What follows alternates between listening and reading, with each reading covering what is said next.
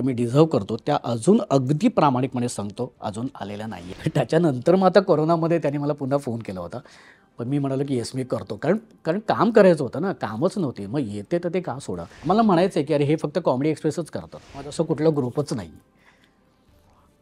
पण ते म्हणजे ते सुद्धा कारण आहे का हे सुद्धा कधी कधी विचार करतो. मी जेव्हा जेव्हा ऑडिशनला जायचो ना तेव्हा मला उंचीमुळे मला नाकारायचे. खरंच माहिती नाही की भूषण कुठे असतो, कुठे राहतोय, काय करतोय, खरंच माहिती नाही.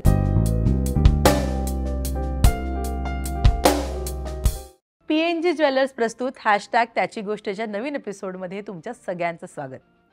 ज्याप्रमाणे पीएनजी ज्वेलर्सचं सोनं म्हणजे रॉ, प्युअर आणि 100% खरं, त्याचप्रमाणे आपल्या मराठी सिनेसृष्टीतल्या प्रत्येक कलाकाराची गोष्ट असते प्युअर आणि रॉ.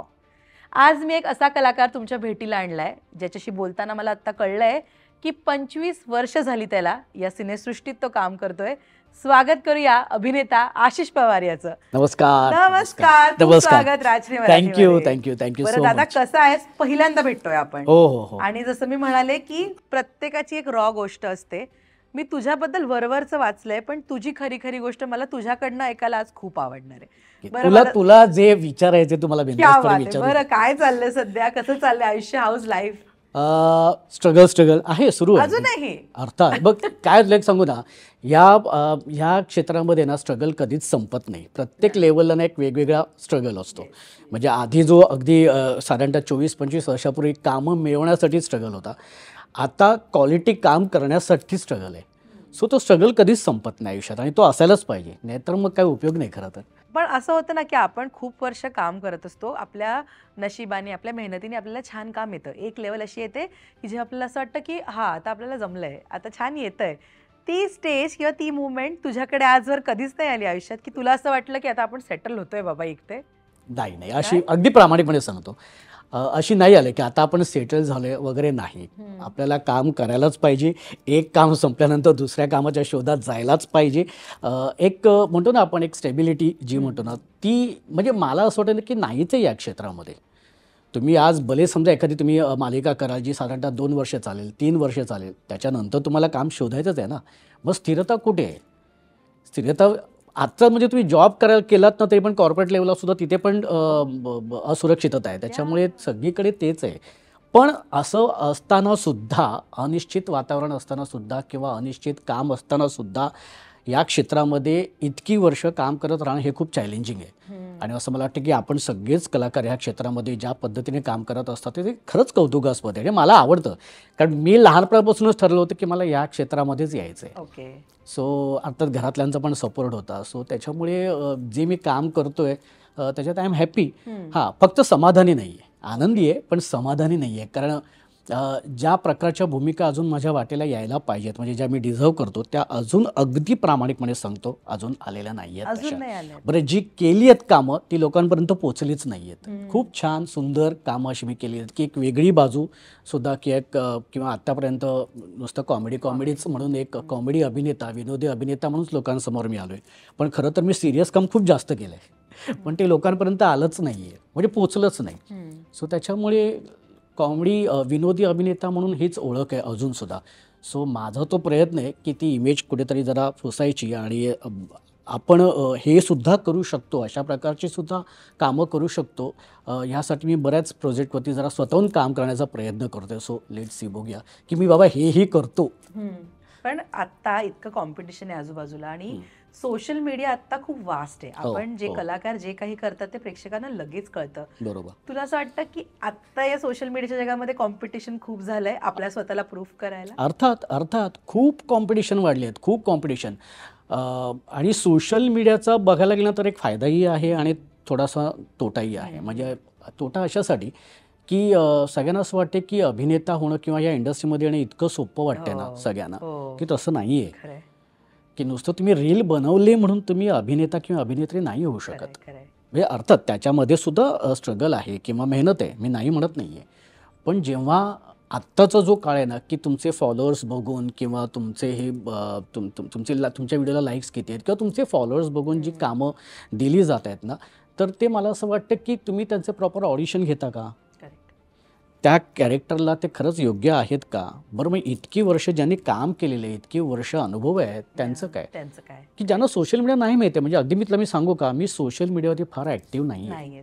मी आहे इन्स्टावरती आहे, फेसबुकवरती आहे, पण मी ना 24 तास मी सोशल मीडियावरती नाही आहे. म्हणजे त्याला आता की असं कसं, हे कॉम्पिटिशन आहे, तुला आता राहायला पाहिजे, सगळं मान्य आहे, काळाबरोबर आपण जायला पाहिजे, सगळं मान्य आहे, पण ती मानसिकता नाही आहे. म्हणजे मी माझ्याबद्दल सांगतोय, कारण आम्ही जेव्हा करिअरला सुरुवात केली ना, तेव्हा सोशल मीडिया एवढा ॲक्टिव्हच नव्हता. तरीसुद्धा आम्ही नव्हतंच मुळात, पण तरीसुद्धा आम्ही काम करत होतो ना, कामं येत होती ना आमच्याकडे. आणि आतासुद्धा मी जरी नसलो तरी स्वामी कृपेने आहे, म्हणजे कामं येत आहेत. मी तुला म्हणालो ना मगाशी, पहिल्याच वाक्यातलं मी म्हणालो की मी आनंदी आहे पण समाधानी नाही आहे. सो समाधानी नाही अशासाठी की मी जी डिझर्व करतोय ना, मी ज्या भूमिकेसाठी, त्या भूमिका अजून तशा माझ्या वाटेला आलेल्या नाही आहेत. म्हणजे अगदी प्रामाणिकपणे सांगतो या माध्यमातून. कारण शोधलीस दादा इतक्या वर्षात? कारण कदाचित माझी पण चूक असेल की मी प्रॉपर अप्रोच होत नसेल कोणाला, किंवा मी पोचत नसेल कोणापर्यंत व्यवस्थित. पण माझं असं म्हणणं आहे की आपलं काम दिसतच असतं ना. म्हणजे मी कॉमेडी तर मी करतोच आहे, फक्त कामं येत नाही ह्यातला भाग नाही. म्हणजे आता फिल्मसाठी वगैरे येतात, पण ते फार प्रोडक्शन बरोबर नसतं, किंवा दिग्दर्शक कोणतरी नवीनच असतो, निर्माता एखादा नवीनच असतो, तो एक वेगळेच ग्रह डोक्यात ठेवून आलेला असतो. सो अशी कामं नाही मला करायची आहेत. मला चांगलं प्रोडक्शन, चांगली संहिता, चांगली भूमिका, चांगला दिग्दर्शक, ह्या सगळ्याबरोबर मला कामं करायची आहेत की जे मी डिझर्व करतो. मला माहिती आहे की मी हेही करू शकतो. ऑडिशन तर घ्या, बोलवा, पण ते समहाऊ मला सांगू का, मला चित्रपटासाठी तितक्या फार ऑफर्स येत नाहीत. मला नाटकांसाठी येतात, मला सिरियलसाठी येतात. पण सिरियलसुद्धा म्हणजे मी असं ठरवलं होतं की डेली सोप मी करणार नाही. पण कारण काय होतं की एकदा दोनदा असंच झालं, मी डेली सोप करायला गेलो आणि माझ्याकडे सिनेमा लागली, आणि मग ते एकदा कमिट केल्यानंतर मग ते गेले चित्रपट, कारण मी वेळ देऊ शकत नव्हतो. मी म्हटलं अरे आता खरं तर ही वेळ आहे की आपण जर चित्रपटांसाठी हे करूया. ते करायला गेलो तर ते चित्रपट करून ते आलेच नाहीत, ते प्रदर्शितच नाही झाले, किंवा आले पण ते लोकांपर्यंत जास्तीत जास्त पोहोचले नाहीत. सो चांगलं काम अजून तसं बघायला गेलं तर माझं आलंच नाही आहे लोकांसमोर. विनोदीच काम आलेले आहे जास्त. आणि इनफॅक्ट रादर मला म्हणजे अवॉर्डसुद्धा मिळालेत ना, ते सिरियस भूमिकेसाठीच मिळालेत. आत्ता 2019मध्ये म्हणजे करोनाच्या आधी मी एक गलती से मिस्टेक नाटक केलं होतं. त्या नाटकासाठी मला सगळे अवॉर्ड्स मिळाले होते, वर्षभरातले सगळे. म्हणजे झी टॉकीज, झी नाट्यगौरव, मटा सन्मान, अखिल भारतीय नाट्य परिषद, संस्कृती कला दर्पण, सगळे अवॉर्ड्स मिळाले होते मला. पण तिथेसुद्धा ना मला जरा म्हणजे असं वाटलं ना की त्याची पण दखल नाही घेतली गेली. म्हणजे मला असं वाटलं होतं की कोणीतरी येईल, मला फोन करेल की अरे बाबा तुला इतके अवॉर्ड्स मिळाले, चल आपण तुला आवडेल का त्या बाबतीत विचारलेलं किंवा बोललेलं किंवा काय. पण ते नाही आलं. आणि किंबहुना मी पण नाही फार त्या गोष्टींचं फार भांडवल केलं. कदाचित मी कोणाला तरी अप्रोच झालं असेल तर कोणीतरी केलंही असतं, पण मी स्वतःहून नाही केलं. किंवा मला असं वाटलं की अरे आपल्याला मिळालं ते अवॉर्ड्स तर आपणच काय आपलं कौतुक करायला जायचं. पण ते नाही आलं. एक खंत म्हणता येणार नाही, पण मला असं, मी तेव्हा असं वाट बघत होतं की यार कोणीतरी मला मीडियामधून फोन येईल आणि ते कव्हर करेल किंवा काय. पण इट्स ओके, हरकत नाही, आपण काम करत राहायचं. कधीतरी आपलं काम बोलेल आणि कधीतरी अजून म्हणतो ना की एका कामावरून अजून छान छान कामं मिळत जातील. सो स्ट्रगल हाच आहे, हा स्ट्रगल संपत नाही, तो आयुष्यभर करावाच लागतो. अगदी तू आता म्हणालास की may be Tu correct approach करत नशील. असं असतं की इतके वर्ष काम केल्यावर आपले खूप मित्र होतात इंडस्ट्रीमध्ये, आपला एक सर्कल असतो इंडस्ट्रीमध्ये, आणि ना मग गोष्टी सोप्याही होतात, कधी कधी कठीण होतात की अरे मित्रालाच कसं काम देणार, किंवा ठीक आहे मित्रांनाच घेऊन करूया. सो एवढ्या वर्षात तुझा असा कोणता ग्रुप, असा कुठला सर्कल आहे, नाहीये, किंवा तुझी माणसं ज्यांना तू हक्काने सांगू शकतोस की माझा प्रोजेक्टसाठी विचार करा, असं काही घडलं नाही?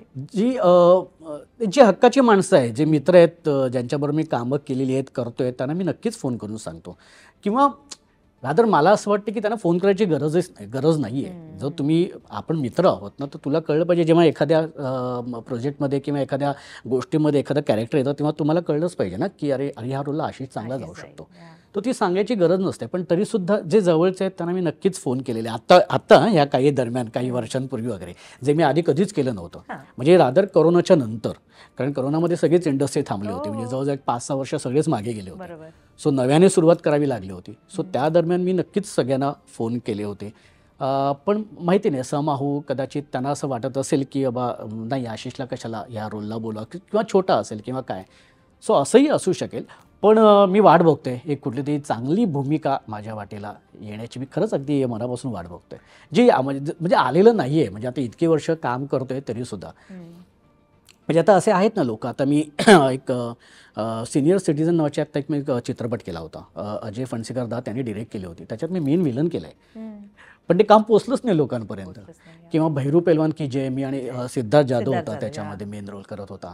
तर त्याच्याच एक पॅरलल रोल होता त्याचाच मित्र, पण तो तितकाच मेजर होता आणि तो खूप छान होता रोल. म्हणजे तो विनोदही होता पण खूप इमोशनल होता. पण ते जे काम आहे ना ते नाही पोचलं लोकांपर्यंत.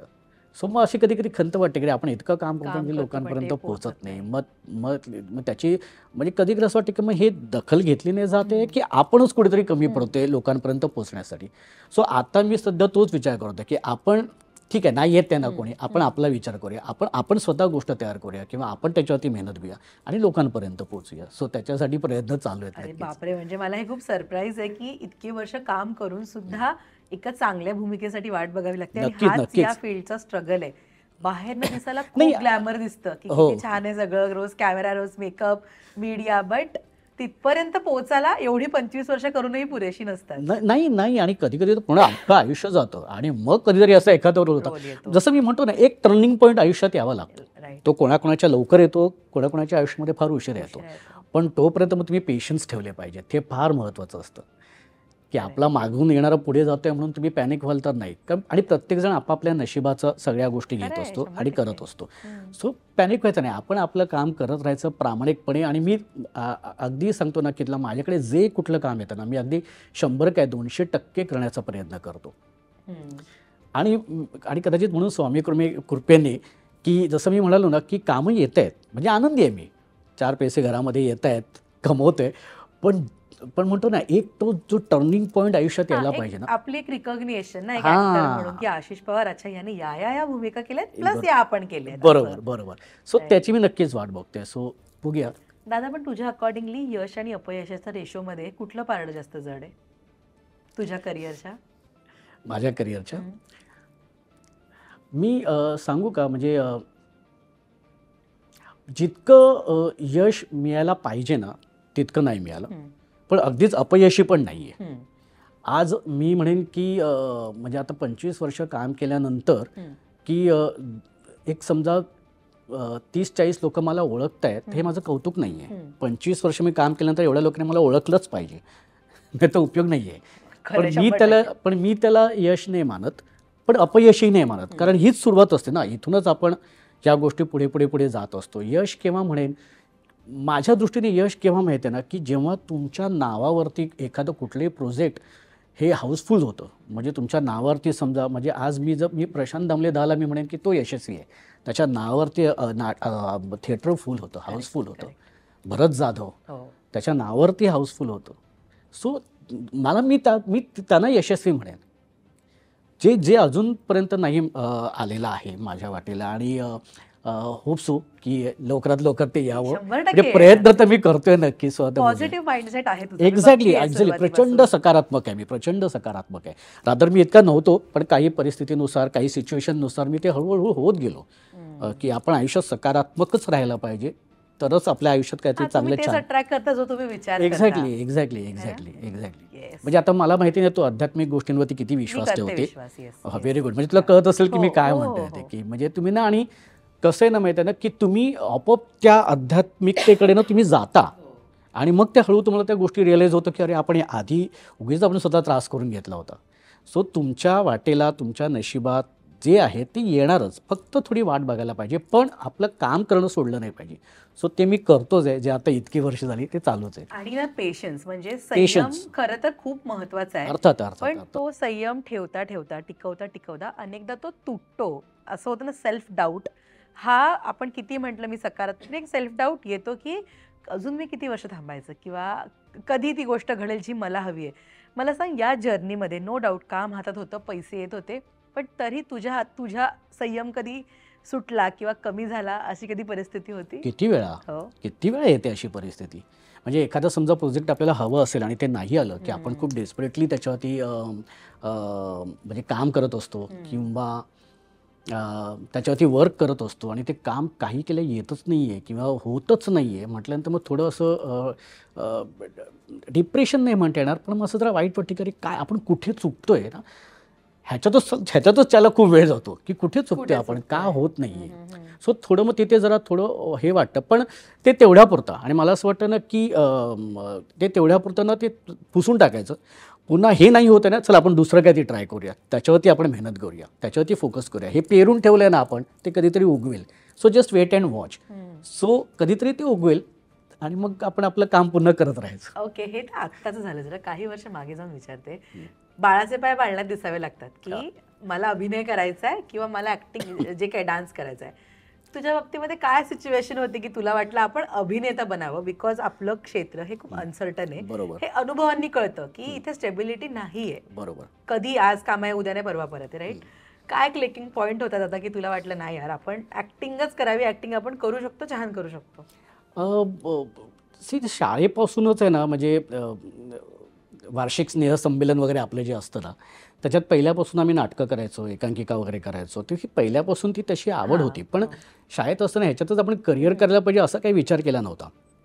पण जेव्हा एकदा आमच्याच कॉलनीमध्ये गणेशोत्सव होता आणि त्या गणेशोत्सवात आमच्या कॉलनीमध्ये 9 बिल्डिंग आहेत आणि प्रत्येक building born and brought up Mumbai born and brought up Mumbai, देसरमध्येच. माझा जन्म ॲक्च्युली ठाण्यातला, पण माझा जन्म झाल्यानंतर 2 वर्षांनी माझ्या बाप्पांना प्रमोशन मिळालं, मग ते दहिसरला शिफ्ट झाले. सो मग आम्ही मग तेव्हापासून मग दहिसरमध्येच. ते आमच्या कॉलनीमध्ये एकांकिका स्पर्धा होती आणि त्याच्यामध्ये त्या स्पर्धेमध्ये मला सर्वोत्कृष्ट अभिनेता म्हणून मला मिळालं. असा उधळता घोडाबिडा मिळाला होता मला.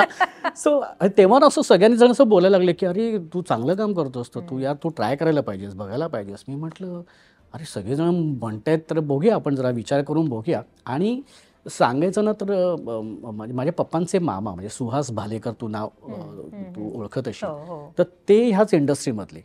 पण त्यांच्याशी माझा असा फार कधी हे नव्हता, पण ते जेव्हा जेव्हा कधी यायचे ना तर शूटिंग, सिनेमा ह्याच्याबद्दल चर्चा व्हायच्या.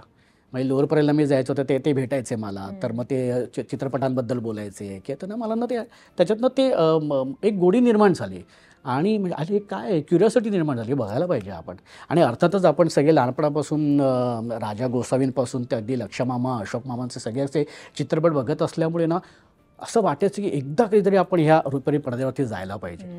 पण ते जाणार कसं, तेव्हा डायरेक्ट जाऊ शकत नव्हतं. मग ती प्रोसेस होती की एकांकिका करणं, एकांकिका केल्यानंतर मग व्यावसायिक नाटकं मिळायची, व्यावसायिक नाटक केल्यानंतर मग मालिका मिळायच्या आणि मग चित्रपट. असा प्रवास होता जो आता राहिलेला नाही आहे. आता डायरेक्ट तुम्ही चित्रपटात दिसतात, तुम्ही डायरेक्ट मालिकामध्ये दिसतात वगैरे. पण तो प्रवास आम्ही केलेला आहे, जो माझ्या जनरेशनचे जितके सगळे अभिनेते असतील ना तरी तो केले आहे. त्याच्यामुळे तो स्ट्रगल माहिती आहे आम्हाला की काय प्रोसेस ती जायला पाहिजे. आणि इतके म्हणतो ना भाजून निघालो आहे ना त्या स्ट्रगलमध्ये की असं आता म्हणजे स्ट्रगल करायचं आहे म्हटल्यानंतर आता भीती नाही वाटत. एवढं बघितलं ओके हां करूया ना, हरकत नाही. सो ते करता करता मग माझ्याकडे अधांतर नावाचं नाटक आलं. म्हणजे ते माझ्या काकानीच लिहिलं, पहिलं माझ्या आयुष्यातलं पहिलं व्यावसायिक नाटक अधांतर, जे जयंत पवार माझे काका त्यांनीच ते लिहिलं होतं. आणि त्याच्यात माझी अत्यंत छोटी भूमिका होती, बटर नावाचं. आणि त्याच्यामध्ये सगळे दिग्गज, संजय नार्वेकर, भरत जाधव, ज्योती सुभाषताई, राजन भिसे, लीना भागवत आणि अनिल गवस, सविता मालपेकर, हेमंत भालेकर आणि मंगेश कदम दिग्दर्शक. सो ही जी काय सगळी टीम होती ना, मी आधी त्या रिहर्सलला पहिल्याच दिवशी गेल्यानंतर मी असं भारावूनच गेलो होतो की ही सगळी लोकं, कारण ह्या सगळ्यांना मी बघत आलो होतो ना. ऑल द बेस्ट त्यावेळेला भरत, संजय, अंकुश ह्यांना बघितलं होतं की अरे काही कामं करतात आणि हेच सगळे त्या नाटकामध्ये होते. तर मी आधी खूप भारावून गेलो होतो आणि ह्यांच्याबरोबर मला काम करायला मिळतंय. म्हणजे मी अगदी सांगू का, म्हणजे अधांतर हे ना माझ्यासाठी NSD होतं. कारण वेगवेगळ्या पद्धतीचे सगळे हे कलाकार होते. म्हणजे संजयची इंटेन्सिटी, त्याची एनर्जी, भरतची बॉडी लँग्वेज, तो ज्या पद्धतीने काम करायचा ना ते खरंच म्हणजे बघण्यासारखं होतं. त्याच्या प्रत्येक हालचाली, त्याचे प्रत्येक हावभाव, राजन भिसेचं डिक्शन, त्याच्यानंतर अनिल गवस यांची इंटेन्सिटी, लीना भागवतच्या सहजपणे रंगमंचावर वावरणं, ज्योती सुभाषताई त्यांचं एक एक बारकावे डिटेलिंग. मी 108 प्रयोग अधांतर हे नाटक विंगेत उभं राहून बघितलेलं आहे. माझं अख्खं नाटक पाठवतो. पण मी फक्त बघायचो ह्या लोकांकडे की काय करतात, प्रत्येक प्रयोगाला हे काय वेगळं वेगळं करतायत ते आपण बघूया. सो ते ना माझ्यासाठी NSD होतं. आणि अजूनपर्यंत मी ह्या सगळ्या गोष्टी जेव्हा मी एखादा नवीन प्रोजेक्ट करत असतो ना, मी त्या गोष्टींचा विचार करतो. म्हणजे मंगेश कदम दादा जेव्हा दिग्दर्शन करत होता अधांतरचं, तेव्हा तो काय पद्धतीने फ्रेम्स बांधतोय, कुठल्या वाक्याला जे वाक्य पोचवायचं लोकांपर्यंत त्यावेळेला तो काय मुवमेंट देतोय, कुठल्या वाक्याला कुठला लाईट तो डिझाईन करतोय. ह्या सगळ्या गोष्टी मी तेव्हा, कारण माझ्यासाठी मी नवीन होतो या सगळ्या गोष्टींसाठी, तर ह्या गोष्टी खूप शिकलो मी. पैसे अत्यंत कमी होते पण ते ठीक आहे. म्हणजे ती आपली सुरुवात तेव्हा मला 55 रुपये नाईट होती अधांतरला. त्याच्यानंतर मग हळूहळू वाढून मग ती 75 झाली. मग त्याच्यानंतर मग 150 रुपये ही शेवटची अधांतरची नाईट माझी. मग त्याच्यानंतर पण अधांतर केल्यानंतर, पण अधांतरमध्ये ना रोल छोटासा असला ना तरी पण तो फार महत्त्वाचा होता. कारण तो संजय नार्वेकरचा रोल होता. म्हणजे त्याच्यात नरूचं तो कॅरेक्टर करायचा. तर त्याचं पंटर दाखवलेलं मी, बटर. म्हणजे त्याच्या बाहेरच्या जगात तो जो काही लफडी करतो, जो काही दंगे करतो, त्याचं प्रतिनिधित्व करणारं मी कॅरेक्टर होतो. म्हणजे तू जे काय बाहेर सगळं करतो ना त्याचा रेफरन्स घेऊन मी त्या घरामध्ये येत असतो. सो त्यांनी तो तिथे राडा केलेला आहे, त्यांनी तिथे भांडण केलेले आहे, त्यांनी तिथे मारामारी केलेली आहे, त्यांनी उस्मानला मारलेलं आहे, हे सगळं तिथे येऊन मला सांगायचं असतं की हे खरंच झालेलं आहे तिथे. सो हे खूप चॅलेंजिंग होतं म्हणजे. आणि ते मजा पण येत होती करायला. आणि ते बटर कॅरेक्टर म्हणजे ते त्यावेळी जेलमध्ये जाणारे जे जे भाई लोक जायचे, जेलमध्ये असायचे, त्यांना डबात पोचवणारा तो बटर. त्यांना डबात पोचवणारा, जेवणाचा डबा पोचवणारा ते कॅरेक्टर असं बटर. म्हणजे त्याची गंमत आहे ॲक्च्युली. ते तर कॅरेक्टर. आणि ते कसं लालबाग परळ या विभागातलं ते नाटक होतं. बरं माझा आजोळ तेच आहे पण माझा आजोळी फार जाणं कधी नसायचं. त्याच्यामुळे बरे जरी कोकणातले जरी असलो किंवा काय ना, तरी ती जी एक लालबाग परळमधला एक टोन आहे तर तो मला काही जमायचा नाही. तर त्याच्यामध्ये एक माझं वाक्य होतं की हा मग खरंच सांगतोय मी नव्हतोच पोरांच्यात आणि माझ्याकडे वेळच नसतो, मी मिलमध्ये जातो, ही त्याची वाक्य होती. तर मी हे असं बोलायचो. तर मला एकदा जयंत दादा आणि मंगेश दादा मला असं म्हणाला की ते कॅरेक्टर नाही वाटत आहे तुझं, ते खूप शहरी आणि असं चांगल्या मध्यमवर्गीय चांगल्या घरातलं ते कॅरेक्टर वाटते, त्याच्यावरती विचार करायला पाहिजे, नाहीतर मग आम्हाला विचार करावा लागेल. असं म्हटल्यानंतर मला टेन्शन. मी म्हटलं काय करावं. तेव्हा जयंत दादाने, म्हणजे माझाच काका, त्याला दादा म्हणायचो मी, तर तेव्हा म्हणाला की तू एक काम कर, लोअर परेलला एक 4 दिवस राहायला ये. मग मी तिथे लोअर परेलला 4 दिवस राहायला गेलेलो आणि असंच एक कॅरेक्टर तिथे होतं जे डबा जाऊन जेलमध्ये पोचवायचं. तर माझा एक छोटा काका होता, म्हणजे जयंतदादाचाच एक छोटा भाऊ अनु त्याला म्हणायचो आम्ही, पण तो आता नाही आहे. तर त्यांनी मला त्या मुलाची ओळख करून दिली. मग तो मुलगा कसा बोलतो, तो कसा चालतो, त्याचे कपडे काय असतात, तो कसा दिसतो, हे सगळं मग मी रिहर्सलमध्ये मी करायला. रिहर्सल म्हणजे रंगीत तालमीचे 1-2 दिवस आधीपासून ते मला कॅरेक्टर सापडलं. आणि मग तो जे हा मग खराच मी नसतोच पोरांच्यात, आई शपथ मी मिलमध्ये जातो, हा जो टोन आहे ना, हा तुम्हाला त्याशी बोलल्यानंतर मला कळायला लागला. मग जेव्हा मी केलं तेव्हा मला मंगेशदा किंवा जयंतदा म्हणाला की आत्ता तुला हे सापडले.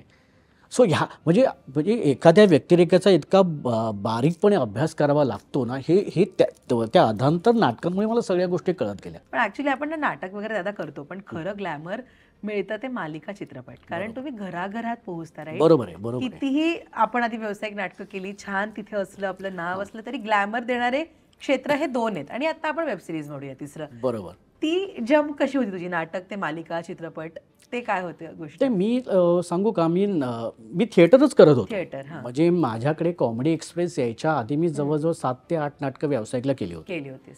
त्याच्यानंतर मग बरं ज्ञानेश भालेकर कॉमेडी एक्सप्रेसचा दिग्दर्शक, त्याला माहितीच होतं. म्हणजे तो त्यांनी नाटकं वगैरे बघायचं, त्याला म्हणे की अरे हे उत्तम कॉमेडी करतात. सो आणि कॉमेडी एक्सप्रेसचा फॉर्मॅट असा होता की तिथे मॅड कॉमेडी चा तो फॉर्मॅट होता. तो मग मॅड कॉमेडी करणारे कोण, तर अरे हा चांगला आहे, आशिष पवार आहे, भूषण कडू आहे, तर त्यांना बोलवा. तर मग ते कॉमेडी एक्सप्रेस जेव्हा आली माझ्याकडे ना, मग तेव्हा जरा घराघरामध्ये पोचलो आणि मग ती कॅरेक्टर्स ओळखीची झाली, मग ती आवडायला लागली. आणि मग त्याच्यानंतर मग माझ्याकडे जे काही चित्रपट केले मी त्याच्यामुळे मला मिळायला लागले कॉमेडी एक्सप्रेसमुळे.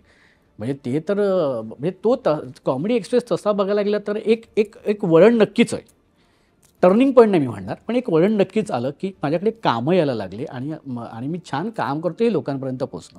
म्हणजे माझे म्हणजे सांगायला हरकत नाही की माझ्या ज्या सगळ्या गाजलेल्या व्यक्तिरेखा होत्या त्याच्यामधल्या मिस्टर ह होतं, त्यानंतर बंडू होतं. ते अजून सुद्धा मी आता शूटिंगच्या निमित्ताने जेव्हा बाहेर जातो किंवा इव्हेंटच्या निमित्ताने जातो ना, तर मला किंवा बंडू हे करायलाच सांगतात. सो ही ती पुण्य आहे ना, किंवा हे ते भांडवल आहे की इतक्या वर्ष झाली तरी सुद्धा ती त्या व्यक्तिरेखा अजून प्रेक्षकांना आठवते, त्यांच्या मनात आहेत. सो ही चांगली गोष्ट आहे की चला आपण काहीतरी करून ठेवलेले आहे की लोक अजून त्या व्यक्तिरेखा विसरलेले नाहीत. अगदी. तू सुरुवातीलाच उल्लेख केला होतास दादा की कॉमेडी व्यक्तिरेखा, विनोदी अभिनेता. खरं तर कॉमेडी करणं हे सगळ्यात कठीण गोष्ट आहे. अर्थात तुमचा जर पंच पडला तर तो पडला, नाही येत अनेकदा प्रेक्षकांना हसू, किंवा इतके वर्ष इतके स्किट केल्यानंतर तुम्हालाच मोनोटोनी येऊ शकते, हो राईट? हो हो. सो मला सांग, कॉमेडी कॅरेक्टर करतानाची तुझी जर्नी मला नक्की इथे ऐकायला आवडेल. आणि जेव्हा एखादा पंच वर्क नाही करत किंवा एखादं स्किट नाही वर्क करत, तेव्हा तुझा माइंडसेट काय असायचा? तेव्हा माइंडसेट हाच असायचा की पंच जर पडला तर तो का पडला, कशामुळे पडला. पण असं घडलं असेल ना अनेकदा? किती वेळा. हो, इनफॅक्ट नाटकात पण घडतं ना, जेव्हा एखाद्या आधीच्या प्रयोगाला जिथे लाफ्टर आलेला असतो, पुढच्या प्रयोगाला कदाचित तिथे येत नाही लाफ्टर. सो ते त्या गोष्टी होत असतात. पण ते ना कसं सुरुवातीलाच आपल्याला कळतं की ऑडियन्स काय म्हणजे आज ऑडियन्स कसं आहे, आज जास्त हसणार आहे का की कमी हसणार आहे, हे आपल्याला कळतं. सो मग त्यानुसार मग आपण त्या पद्धतीने आपलं कॉमेडीचा टायमिंग बदलत जातो आपला. आणि मग आपण पण ठीक आहे, म्हणजे कधीतरी पडतो, हरकत नाही, काही प्रॉब्लेम नाही. पण तो का पडला याचा विचार करता आला पाहिजे. सो कॉमेडी एक्सप्रेसला पण असं बरंच व्हायचं. एखादा पंच पडला तर मग ते झाल्यानंतर मग आमची शाळा असायची की अरे आज का आलं का नाही किंवा काय. मग त्याच्यावरती आम्ही काम करायचो आणि मग नेक्स्ट पुढच्या स्किटला मग आवर्जून त्याचा आम्ही प्रयत्न करायचो की ज्या चुका आधीच्या स्किटमध्ये झाल्या त्या पुन्हा आम्ही करायचो नाही. अर्थात त्याच्यासाठी सगळेच आम्ही बसायचो आणि त्याच्यावरती काम करायचो कॉमेडी एक्सप्रेसवरती. म्हणजे मला असं वाटतं की पहिली सिरियल असेल कॉमेडी एक्सप्रेस जी जवळजवळ 6 ते 7 वर्ष चालली. हो हो. आणि उत्तम TRP मध्ये. बरं, तेव्हा तो सोशल मीडिया एवढी ऍक्टिव्ह पण नव्हती, म्हणजे लोकांपर्यंत माउथ पब्लिसिटीने व्हायरल होणं काय होतं ते तेव्हा काही माहिती नव्हतं. हो, ते आता म्हणजे पण माउथ पब्लिसिटीने चाललेली ती सिरियल होती कॉमेडी एक्सप्रेस. तुझा कमाल एक्सपिरियन्स असेल खूप कॉमेडी एक्सप्रेसचा. पण ना, म्हणजे 7 वर्ष तू म्हणालास, 2-3 वर्ष जरी आपण एखादं कॅरेक्टर केलं तरी मोनोटोनी येते की आपण हेच करतोय, किंवा असं होतं ना की थोडंसं मास पण चढतं की जर आता वेगळं ट्राय करूया. मे बी TRP छान असतो, आपण घराघरात पोहोचलो असतो तर आपल्याला असं वाटतं की आता आपल्याला कोणीही काम देईल किंवा आपल्याला खूप कामं मिळतील, राईट? तशी परिस्थिती होती तेव्हा कधी की आता खूप कामं मिळतील बाहेर गेल्यावर? नाही, तेव्हा झालं होतं. म्हणजे सुरुवातीला फिल्मसाठी विचारणा व्हायची ना, पण तेव्हा काय व्हायचं ना की आमचे ना महिन्याचे 15-15, 16-16 दिवस बुक करायचे, एक 2-2, 3-3 महिने आधीच. त्याच्यामुळे बरं सिनेमा आले तर महिनाभर शूटिंग असायचं, तो तितका वेळ आम्ही देऊ शकत नव्हतो. बरं त्यावेळेला. आणि कसं झालं की ना आम्ही ना रिस्क नाही घेतली अगदी. ही पण म्हणजे काय म्हणा, आमची चूक म्हणा किंवा काय माहिती नाही मला, पण आम्ही तेव्हा रिस्क नाही घेतली आता सोडायची. कारण कसं होतं, नाटकं केली, नाटकातून पैसे नव्हते. कॉमेडी एक्सप्रेस केल्यानंतर ग्लॅमर पण मिळालं आणि पैसेही आले. एक रुटीन आणि फिक्स होतं ना, आणि पैसेही आले. म्हणजे बऱ्याच गोष्टी त्याच्यावरतीच कमवल्या आणि केल्या. सो आता हे सोडून दुसरीकडे कुठे जाणं ही रिस्क आम्ही नाही घेतली. म्हणजे मी माझं सांगते, मी ती रिस्क नाही घेतली. पण नंतर असं वाटायला लागलं की यार नाही, आपण खूप तेच करतो, जर आपण थांबूया आणि जरा आपण वेगळं सुद्धा काही करू शकतो, हे याच्यावरती सुद्धा आपण काम करूया, प्रयत्न करूया आपण. मग त्याच्यात माझी काही वर्ष गेली कॉमेडी एक्सप्रेस नंतर. किंवा थांबला होता चांगल्या कामासाठी? थांबलं. हां, माझ्याकडे कॉमेडीचं यायचं मला, पण मी त्यांना सांगायचं की मला कॉमेडी नाही करायचं. म्हणजे इनफॅक्ट मी सांगू का, कॉमेडी एक्सप्रेस थांबल्यानंतर कॉमेडीची बुलेट ट्रेन नावाने सचिन गोस्वामीदा आणि सचिन मोटेदांची एक सिरियल आली होती. तरी मला विचारलं होतं तेव्हा, पण मी त्यांना सांगितलं होतं की दादा मला जरा मी थांबतो, कारण 7 वर्ष मी तेच करतोय, तर थोडा जरा मला म्हणतो ना, एक ती मोनोटोनी ब्रेक करायची, असं त्यावेळेला मी त्यांना सांगितलंही होतं. पण नंतर त्यांनी तेवढं की ओके तू ठरवलं असेल तर काही प्रॉब्लेम नाही. त्याच्यानंतर मग आता कोरोनामध्ये त्यांनी मला पुन्हा फोन केला होता, पण मी म्हणालो की येस मी करतो, कारण काम करायचं होतं ना, कामच नव्हते, मग येते तर ते का सोडा. सो ते मी 3-4 एपिसोड हास्य जत्रेचे पण मी केलेत. पण नाही म्हणणं एखाद्या कामाला हा टफ डिसिजन असू शकतो, कारण ते सेम प्रोडक्शन हाऊस म्हणा किंवा ती सेम माणसं पुढे आपल्याला विचारतील का कामाला, आणि अनेकदा असं होतं की आता काही नाहीये ना तर घेऊन टाकूया. नाही, पण इथलं सांगू का, हे झालेलं आहे आमच्या बाबतीत. हां, की म्हणजे आम्हाला म्हणायचं की अरे हे फक्त कॉमेडी एक्सप्रेसच करतात, तर असं नव्हतं. आम्हाला करायचं काय असायचं तेव्हा ना, 14-14, 15-15 दिवस बुक असायचे आमचे. आणि ते बरं त्यावेळेला कसं होतं ना की आमच्या सगळ्यांचेच, म्हणजे मी, भूषण कडू, अभिजित चव्हाण, कमलाकर सातपुते ह्यांचे ज्या व्यक्तिरेखा ज्या आम्ही करायचो ना, म्हणजे बंडू, इन्स्पेक्टर शेंडगे, किंवा एके दिवशी काय झाले, किंवा मोरू मास्तर, तर ह्याची सिरीज असायची. सो ते ऑब्व्हियसली त्या पद्धतीनेच त्या सिरीज लिहायचे. आता जर समजा एखाद्या शेड्यूलला जर मी म्हणालो की मी नाही आहे, तर ती सिरीज करणार कोण, ते कॅरेक्टर करणार कोण, त्यांचा प्रॉब्लेम व्हायचा. सो आम्ही कुठे दुसरीकडे कामच करू शकत नव्हतो. आणि अर्थातच म्हणजे पैसाही होता आणि ग्लॅमर पण मिळत होतं, लोक ओळखत होती. सो त्याच्यामुळे ना ते सोडून दुसरं काही करणं ही रिस्क नाही घेतली आम्ही तेव्हा. जी आत्ताची जी नवीन मुलं आहेत ना, ती जी रिस्क घ्यायला तयार असतात, हुशार असतात, ते बघूया काय होईल, बघूया काय होतं, ते आम्ही त्यावेळेला नाही केलं. मे बी कदाचित सोशल मीडिया किंवा या गोष्टींमुळे सुद्धा कदाचित. आता म्हणजे आधी असं होतं की एक आपण कार्यक्रम करतोय तर तेच मानधनाचं साधन होतं, किंवा आपण ज्या काही सुपाऱ्या करू ते. आता social media, brand promotion, event, बऱ्याच गोष्टी आल्यात. त्याच्यामुळे EMI भरण्यासाठी फक्त एका कुठल्या कार्यक्रमावर डिपेंड राहायची गरज नाही. हे फॅक्ट आहे. बरोबर बरोबर. आणि हे तू पण अग्री करशील, आय गेस. अर्थातच म्हणजे काय, आता ऑप्शन्स खूप झाले सोशल मीडियामुळे किंवा काय, सोर्स ऑफ इन्कम पण. म्हणजे इनफॅक्ट ना की म्हणजे म्हणतात ना काय, मी माझं एक स्वतःचं YouTube चॅनल सुरू करणार आहे. हे जे आहे ना, म्हणजे त्याच्यात तू किती कमवणार आहेस की नाही कमवणार हा पुढचा मुद्दा आहे. पण हे जे म्हणतो ना की ठीक आहे, मी माझं एक चॅनल सुरू करेन. सो एक ऑप्शन्स मिळालेत लोक. तेव्हा आमच्याकडे काहीच ऑप्शन नव्हतं. काम करायचंय, त्याच्यावरती जर इव्हेंट आले तर ते करायचे बस. पण त्यावेळेला सुद्धा कसं होतं ना की आम्ही पैशासाठी सुद्धा ना फार डिमांड नाही केल्या. म्हणजे जेव्हा नाव होतं तेव्हा खरं तर आपण आपलीच किंमत आपण वाढवली पाहिजे ना, ते आम्ही नाही केलं. किती आहेत, ओके आहेत, बरं चला येतो.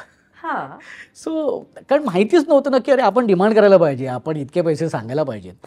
बरं ते व्हायचं की अरे इतके सांगितल्यानंतर नाही बोलले तर असं व्हायचं. त्याच्यामुळे आम्ही ठीक आहे आम्ही येतो, चला हरकत नाही. पण आता तसं नाही आहे ना. आता तुम्ही कलाकार, आता ज्यांना बोलवायचं आहे, आता समजा एखाद्याला मी हवाच असेल तर माझी किंमत जी आहे ते द्यायला तयार असतात समोर. तेव्हा नव्हतं, आम्हाला नव्हतं कळत अगं काय फार. आणि फर्मनेस जो आता आहे की नाही, मी याच किमतीत याच किमतीत. येस, ते नव्हतं. ते नव्हतं. ती म्हणजे कॉमेडीची बुलेट ट्रेन, कॉमेडी एक्सप्रेस संपल्यानंतर तुझ्या मते बेस्ट ब्रेक कोणता ठरला तुझ्यासाठी या क्षेत्रातला, त्या कार्यक्रमानंतर? नाहीच. कॉमेडी एक्सप्रेस आज जे आहे त्याच भांडवलावरती मी काम करतोय सिरियसली. म्हणजे आता बऱ्याच म्हणजे आता त्याच्यानंतर मी जे काही चित्रपट केले ते मला कॉमेडी एक्सप्रेसमुळेच मिळाले. पण अजय फणसेकरनी जेव्हा मला त्याच्या चित्रपटासाठी विचारलं तेव्हा त्याची एक हिंदी फिल्म मी केली होती, पण ती दुर्दैवाने आली नाही. त्याच्यात माझं सिरियस नाही, ती रिलीजच नाही झाली. संजय दत्त, सुनील शेट्टी वगैरे अशी ती फिल्म होती आणि त्याच्यात सुद्धा माझा खूप चांगला रोल होता आणि सिरियस रोल होता, पण ती फिल्म आलीच नाही. सो त्याला माहिती होतं की मी गंभीर भूमिकासुद्धा करू शकतो. सो म्हणून त्यांनी मला ह्या चित्रपटासाठी विचारलं. कॉमेडी एक्सप्रेसमुळे नाही मला विचारलं, पण त्यांनी मला त्या चित्रपटासाठी विचारलं आणि मी केलं, कारण रोलच चांगला होता, मेन विलन होता, वेगळा होता. पण म्हणतो ना की दुर्दैवाने तेही काम नाही पोचलं लोकांपर्यंत. सो अशा बऱ्याचशा अशाच गोष्टी झाल्यात माझ्या आत्तापर्यंत. आणि मग आत्ता बऱ्याच ह्याच्यानंतर म्हणजे माझी नाटकं सुरू आहेत, इव्हेंट पण सुरू असतात, पण काम जे म्हणतो ना, आता एक माझ्याकडे जसं मी म्हणालो की 16 सख्यांचा एक वेगळा कार्यक्रम आला माझ्याकडे की ज्याचं मी अँकरिंग करतोय, जे मी कधी केलं नाही. आणि मला सांगायला खरंच आनंद वाटतोय की त्याचे आता जवळजवळ 400 एपिसोड झालेत. म्हणजे महिलांसाठी कार्यक्रम आहे तो आणि महिन्यांपासून चालू आहे, वर्ष झालं आता, वर्ष होऊन गेलं. म्हणजे 2024च्या 18 ऑक्टोबरपासून सुरू झाली होती, आता वर्ष होऊन गेलं. त्याच्यावर आता 400 एपिसोड झालेत, लवकरच 500 होतील. सो तो म्हणजे इतके एपिसोडचा एक आपण भाग असणं हे फार महत्त्वाचं असतं. आणि जेव्हा तुमच्या नावावरती एक सिरियल असते की बाबा आशिष पवार अँकरिंग करतो की त्याची सिरियल, सो ते फार महत्त्वाचं असतं त्यावेळेला त्या अभिनेत्यासाठी की इतके वर्ष इतके एपिसोड होणं. सो तो एक आनंद आहे की बाबा आपण जे करतोय ते आवडते लोकांना. सो तो एक आनंद आहे. पण मी जे म्हणतो ना की अभिनेता म्हणून आहे ना, तुम्हाला ना एक तुम्ही त्या शोधामध्ये असतात की अजून एक अशी एक भूमिका आपल्या वाटीला यावी. मग ते आयदर नाटकात असेल, मालिकेमध्ये असेल किंवा मग चित्रपटामध्ये असेल. ती जी म्हणतो ना ते अजून आलेलं नाही आहे माझ्याकडे. पण तू काही मालिका केल्या आहेत ना? हार्डली 2 ते 3 मालिका केल्या. म्हणजे झीची मी एक कुलवधू नावाची एक मालिका होती, ती मी केली होती. तर त्याच्यात मग माझा ट्रॅकच बदलला. त्याच्यानंतर अजून मी कुठली सिरियल केली, डेली त्याच्यानंतर मी केली नाही, पण मी केली ती डायरेक्ट 1760 सासूबाई, पण ती ट्वाईस इन अ वीक होती, आठवड्यातून 2दा होती. पण त्याचं पण शूटिंग महिन्याचे 15-15, 16-16 दिवस असायचं. सो त्याच्यानंतर मग अशी डेली सोप किंवा सिरियल मी नाही केली. मग तू ठरवून नाही केलीस का त्या? नाही नाही नाही येत होत्या, पण मला ज्या ज्या भूमिकांसाठी विचारायचे ते मला ते नको होतं. ते मला नको होतं. पण हा गटसी डिसिजन आहे ना, की आपल्याकडे येतात भूमिका आणि आपण त्यांना नाही सांगतो कारण हवं ते काम नाहीये. बरोबर बरोबर. अदरवाईज काय होतं माहिती आहे ना, की आणि डेली सोपला कसं होतं ना, की मग एकदा तुम्ही केलं ना, मग तिथे अडकलो जातो आपण. म्हणजे हा चांगलीच गोष्ट आहे ना, अशाला बघणे. पण माझं असं होतं ना, की अरे मला काहीतरी वेगळं करायचं आहे, मी वेगळं काहीतरी करू शकतो ना, तर त्याच्यासाठी माझे प्रयत्न चालू होते. सो त्याच्यामुळे मग मला ज्या ज्या भूमिकांसाठी मला विचारायचं ना, तर त्यांना मी सांगायचो की नाही, कारण मला नाही आवडायचं. अगदी सांगायचं मला नाही आहे भूमिका करायच्या. मला चांगलं काहीतरी असेल तर सांग, की जिथे मला वाटलं पाहिजे, की म्हणजे मी असं म्हणत नाही की मला लीडच पाहिजे, पण त्या गोष्टीमध्ये तुमची भूमिका एक महत्त्वाची असायला पाहिजे. कॅरेक्टरला महत्व पाहिजे. त्या महत्त्व असायला पाहिजे, की कुठेतरी प्रॉपर्टी म्हणून उभं करतोय तर असं नको. सो तसं नव्हतं आलं. त्याच्यामुळे मी ते नाही केल्या. पण मग मग माझं सगळं लक्ष मी नाटकावरती करायचं, किंवा नाटकच असं करूया की जिथे आपण महत्त्वाचे असू, आपल्या भोवती फिरणारं नाटक असेल. म्हणजे मी आत्तापर्यंत माझी 16 नाटकं झाली. 16 नाटकामध्ये मी मध्यवर्तीच भूमिका केलेली आहेत, मेन रोलचीच नाटकं केली आहेत. सो ती एक सवयच होते ना आपल्याला, की अरे आपण मेन जी कामं केली आहेत, मग आता आपण कुठे अजून 5 पावलं मागे यायची, असं सुद्धा होतं. बरोबर आहे. असं सुद्धा होतं. पण तरी जर त्या गोष्टीमध्ये ती भूमिका महत्त्वाची असेल ना, तर मला नक्कीच आवडेल की करायला. वा. पण 25 वर्षाच्या करिअरमध्ये 16 नाटकं ही खूप मस्त गोष्ट आहे, खूप छान गोष्ट आहे. आणि आत्ता जर आपण बघितलं ना, नो डाऊट मराठी चित्रपट प्रेक्षक बघतायत, पण नाटकांना आत्ता जी नाटकं येत आहेत प्रेक्षकांचं खूप प्रेम आहे. त्याच्यावरनं कळतं की त्यांना कलेची किती ओढ आहे. हो हो. राईट. मला सांग, तुझं आयुष्य रंगभूमीने कसं बदललं इतक्या वर्षात? खूप बदलले, खूप. कारण मी रंगभूमीवरतीच काम करतो. काम करतो. मी थिएटरपेक्षा वरतीच जास्त काम केलेत ना, रादर दॅन चित्रपट आणि मालिका. सो त्या गोष्टींमुळे माझं खूप काही आयुष्य बदललं. म्हणजे माझी ओळख तर रंगभूमीमुळेच झाली आहे ना, की हा उत्तम काम करू शकतोय किंवा चांगलं जे काही कौतुक व्हायचं ते रंगभूमीमुळेच झालेलं आहे माझं. सो त्याच्या रंगभूमी तर माझं म्हणजे म्हणतो ना, की एखाद्या वर्षी समजा नाटक नसेल ना, तर मला चैन नाही पडत. म्हणजे आता माझं मागच्याच वर्षी फ्रेंड रिक्वेस्ट नावाचं नाटक आलं होतं. ते थांबून आता जवळजवळ वर्ष होईल. मी नाटकाच्या शोधात आहे. मी नाटक पण बघते. माझ्या 6-7 नाटकं आली, पण ते मला तितकी काही आवडली नाहीत. पण मला करायचं आहे नाटक. ते नसेल तर मी एकदम अस्वस्थ होऊन जातो, की मला नाटक करायचं आहे म्हणून. सो करीन मी लवकरच नाटक, नक्कीच करेन. पण कारण कसं माहिती ना, तीच ओळख आहे ना नाटकाची. थिएटर करून आले. आणि कसं होतं की तुम्हाला रंगभूमी किंवा थिएटर केल्यामुळे, नाटक केल्यामुळे तुम्हाला एक शिस्त पण लागते. एक कामाबद्दलचा एक सिरियसनेस पण वाढतो. आणि मुळात तुम्हाला कळतं आणि बऱ्याचशा गोष्टी अर्थातच शिकायला मिळतात, की तुम्हाला रिस्पॉन्स कसा असतो समोरून, किंवा काय पद्धतीने तुम्ही बोलायला पाहिजे, तुमचं प्रोजेक्शन कसं असायला पाहिजे. या सगळ्या गोष्टी त्यामुळे रंगभूमीमुळे शिकत गेलो आहे ना. त्याच्यामुळे इनफॅक्ट हिंदीमध्ये सुद्धा, किंवा तुम्ही सिरियल म्हणा किंवा चित्रपट म्हणा, थिएटर करणारे आर्टिस्ट असतील ना, तर त्यांचं आधी लवकर सिलेक्शन करतात, कारण त्यांना सांगावं लागत नाही, ते रिटेक करत नाही. सो ह्या गोष्टी रंगभूमीमुळेच मिळाल्या. आणि खरं शिस्त लावते रंगभूमी. अर्थात. तू म्हणालास असं की शिस्त लावते रंगभूमी, नो डाऊट. बऱ्याच गोष्टी तू शिकलास. प्रेक्षकांचं प्रेम हे लाईव्ह मिळतं रंगभूमीवर. आणि तू इतकी नाटकं केली आहेस आजवर. सुरुवातीपासून एक पोचपावती असते दादा, जी आपल्याकडे ना खूप घट्ट आपण धरून ठेवतो. मे बी ती खूप चांगली असते, किंवा ती क्रिटिसिझमवाली सुद्धा असू शकते. राईट. इतक्या वर्षात तुझ्या मते कुठली ती बेस्ट पोचपावती तुला आजवर मिळाली आहे, की जी तुला नेहमी कायम आठवते? माझ्या एका नाटकाला यशवंत नाट्य मंदिरला एक फॅमिली आली होती. आणि त्या फॅमिलीमध्ये आई, वडील, मुलगी आणि त्यांचा एक म्हणजे मुलगा होता, जो ॲक्सिडेंटमध्ये गेला होता. आणि त्या मुलीने ठरवलं की आपण घरात असं वातावरण आहे, बाहेर कधी पडले नाही, तर एक नाटक मी माझ्या आईवडिलांना दाखवते, म्हणून ते आले. आणि आल्यानंतर नाटक बघितलं आणि ते खाली थांबले होते माझ्यासाठी. आणि मी आलो आणि ते एकदम पुढे आले आणि ते एकदम रडायलाच लागले. आणि मला म्हणाले की आज बऱ्याच जवळजवळ 3 ते 4 महिन्यानंतर आम्ही घराबाहेर पडलो आहे आणि एक नाटक असं बघितलं की जेणेकरून आम्ही विसरलो सगळ्या गोष्टी. की म्हणजे माझा मुलगा गेला, असं ते सगळं सांगत होते. माझा मुलगा गेला, ती बहीण पण तिची रडत होती की माझा भाऊ गेला, आम्ही बघितले त्याला, त्याचा ॲक्सिडेंट झाला होता, मेजर हॉस्पिटलमध्ये होता. आणि पण आज आम्ही त्या सगळ्या गोष्टी विसरलो. आणि आज म्हणजे जे आम्ही हसलो आहे ना, ते केवळ तुझ्यामुळे, आणि तू ज्या पद्धतीने ते सगळं करत होतास ना, आम्हाला एक 1.5-2 तास का होईना, पण आम्ही ना विसरलो ह्या सगळ्या गोष्टी. तर त्याच्यासाठी तुझे आभार, खूप थँक्स. आणि असंच पुढे हो जा, तुला खूप आशीर्वाद आहेत वगैरे, त्याने आशीर्वाद दिले वगैरे. सो अशा ना गोष्टी बऱ्याच म्हणजे कौतुक वगैरे झालेलं आहे. म्हणजे इनफॅक्ट कॉमेडी एक्सप्रेसला सुद्धा, कॉमेडी एक्सप्रेस जेव्हा चालू असायची ना तेव्हासुद्धा मला खूप मेसेजेस यायचे, फोन यायचे. म्हणजे एक फोन तर असा होता की मला ना फेसबुकला मेसेंजरवरती सतत एक मला ना कॉल यायचा.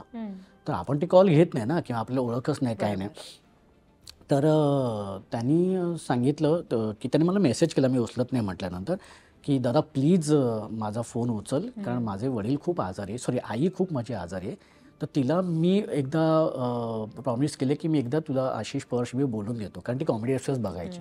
त्यातलं बंडू बिंडू हे कॅरेक्टर खूप आवडायचे आणि ती खूप आजारी होती. म्हणजे डॉक्टरने सांगितलं होते की जितके दिवस आहे तितके दिवस.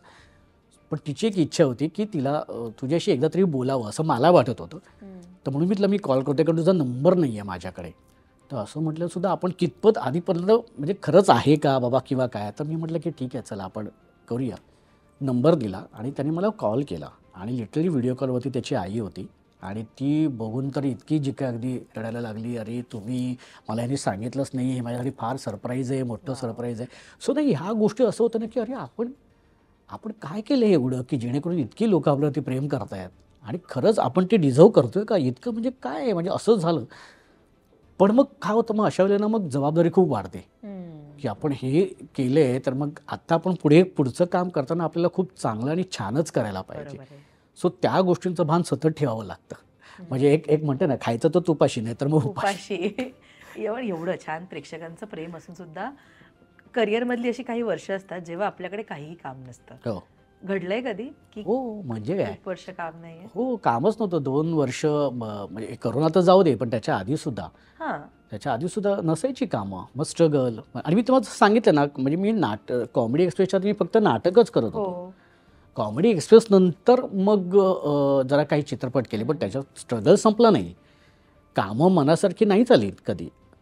आली ती केली, ती छान केली मस्तपैकी. पण टचवूड माझ्या म्हणजे अगदी मी सांगतो ना, नाटकाच्या बाबतीत मला खूप चांगली नाटकं माझ्याकडे आली, खूप चांगल्या भूमिका माझ्याकडे आल्या आणि त्या सगळ्या भूमिकेचं खूप छान कौतुकही झालं.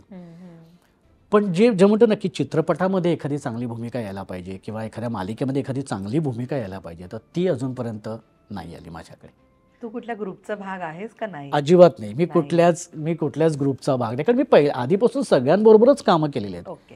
म्हणजे समजा कॉमेडी एक्सप्रेसचा जर ग्रुप आमचा म्हटला समजा, तर ज्ञानेश भालेकर किंवा विशाल मोडवे किंवा काय असं जर समजा ग्रुप असला ना, तरी पण मी बाहेर सगळ्यांबरोबर कामं केलीत. इनफॅक्ट आत्तासुद्धा माझं विजय केंकरे दादाबरोबर सतत बोलणं होत असतं फोनवरती की हे नाटक आलं आहे, हे नाटक वाच, तुला कसं वाटतंय मला सांग. सो ह्या सगळ्या गोष्टी होत असतात. सगळ्यांबरोबर मी कामं केली आहेत.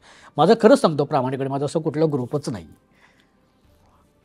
पण म्हणजे ते सुद्धा कारण आहे का, हे सुद्धा कधी कधी विचार करतो मी. मला असं असतं ना, म्हणजे आता प्रत्येक जण ग्रुपिझम बद्दल बोलतंय की तुम्ही एका पर्टिक्युलर ग्रुपचा भाग असाल तर तुम्हाला पटपट कामं मिळतात, कारण तो त्यांचा कम्फर्ट झोन असतो. बरोबर. जे कुठल्या ग्रुपचा भाग नाहीये कम्पॅरेटिव्हली ते जरा मागे राहतात आणि हे दिसतं अनेकदा, राईट?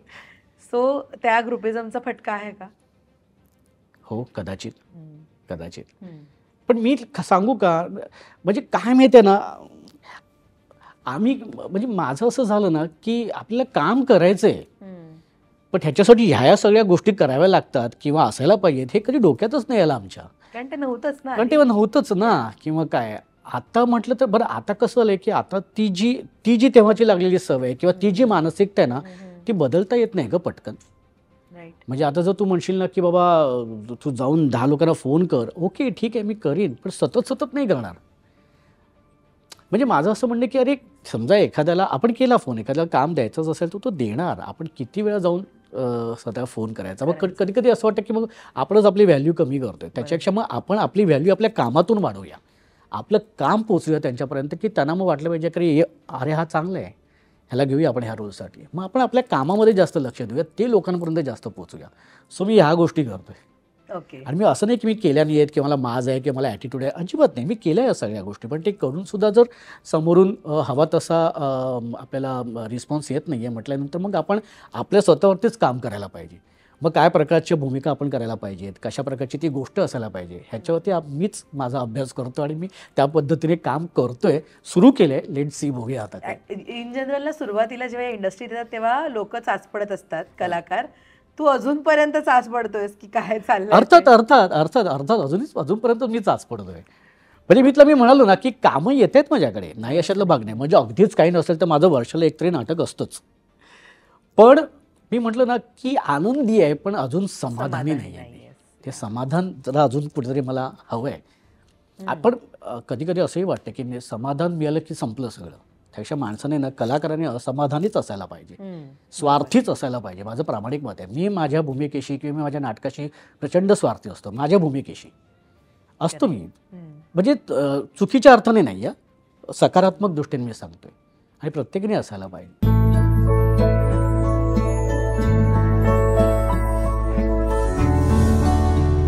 सुरुवातीपासून तू खूप नाटकाचा उल्लेख करतोयस आणि वर्षातनं कारण नाटकच जास्त केली. एक्झॅक्टली, वर्षातनं एक नाटक म्हणजे खरंच कमालीची गोष्ट आहे. वर्षातून म्हणजे अगदी 2 वर्षातून एक, किंवा कारण एक नाटक वर्षभर तरी चालूच असतं, पण 1.5 वर्ष. आणि सुरुवातीलाच पहिल्याच नाटकात इतके सुंदर कलाकार होते आणि टप्प्याटप्प्यात ना ती संख्या वाढत असणार. मला सांग, तुझ्या आयुष्यात आलेले ज्यांच्या सोबत तू काम केलंयस नाटकामध्ये प्लस तुझं काम, कोणाकोणाबरोबरचे अनुभव आज तुला मला शेअर करायला आवडतील या शो मध्ये? तुझ्या नाटकाबद्दलचे अनुभव, तुझ्या कॅरेक्टरबद्दल किंवा तुझ्या सहकलाकारांबद्दल, ज्यांच्याकडनं काही ना काही आज तू तुझ्याकडे आवर्जून ठेवलेस, तर कोणाकोणाबरोबरचे अनुभव आहेत ते? सगळ्यांबरोबरच आहेत. म्हणजे तसं तर मी सांगितलं की अधांतरला मला सगळ्यांनीच सांभाळून घेतलं होतं.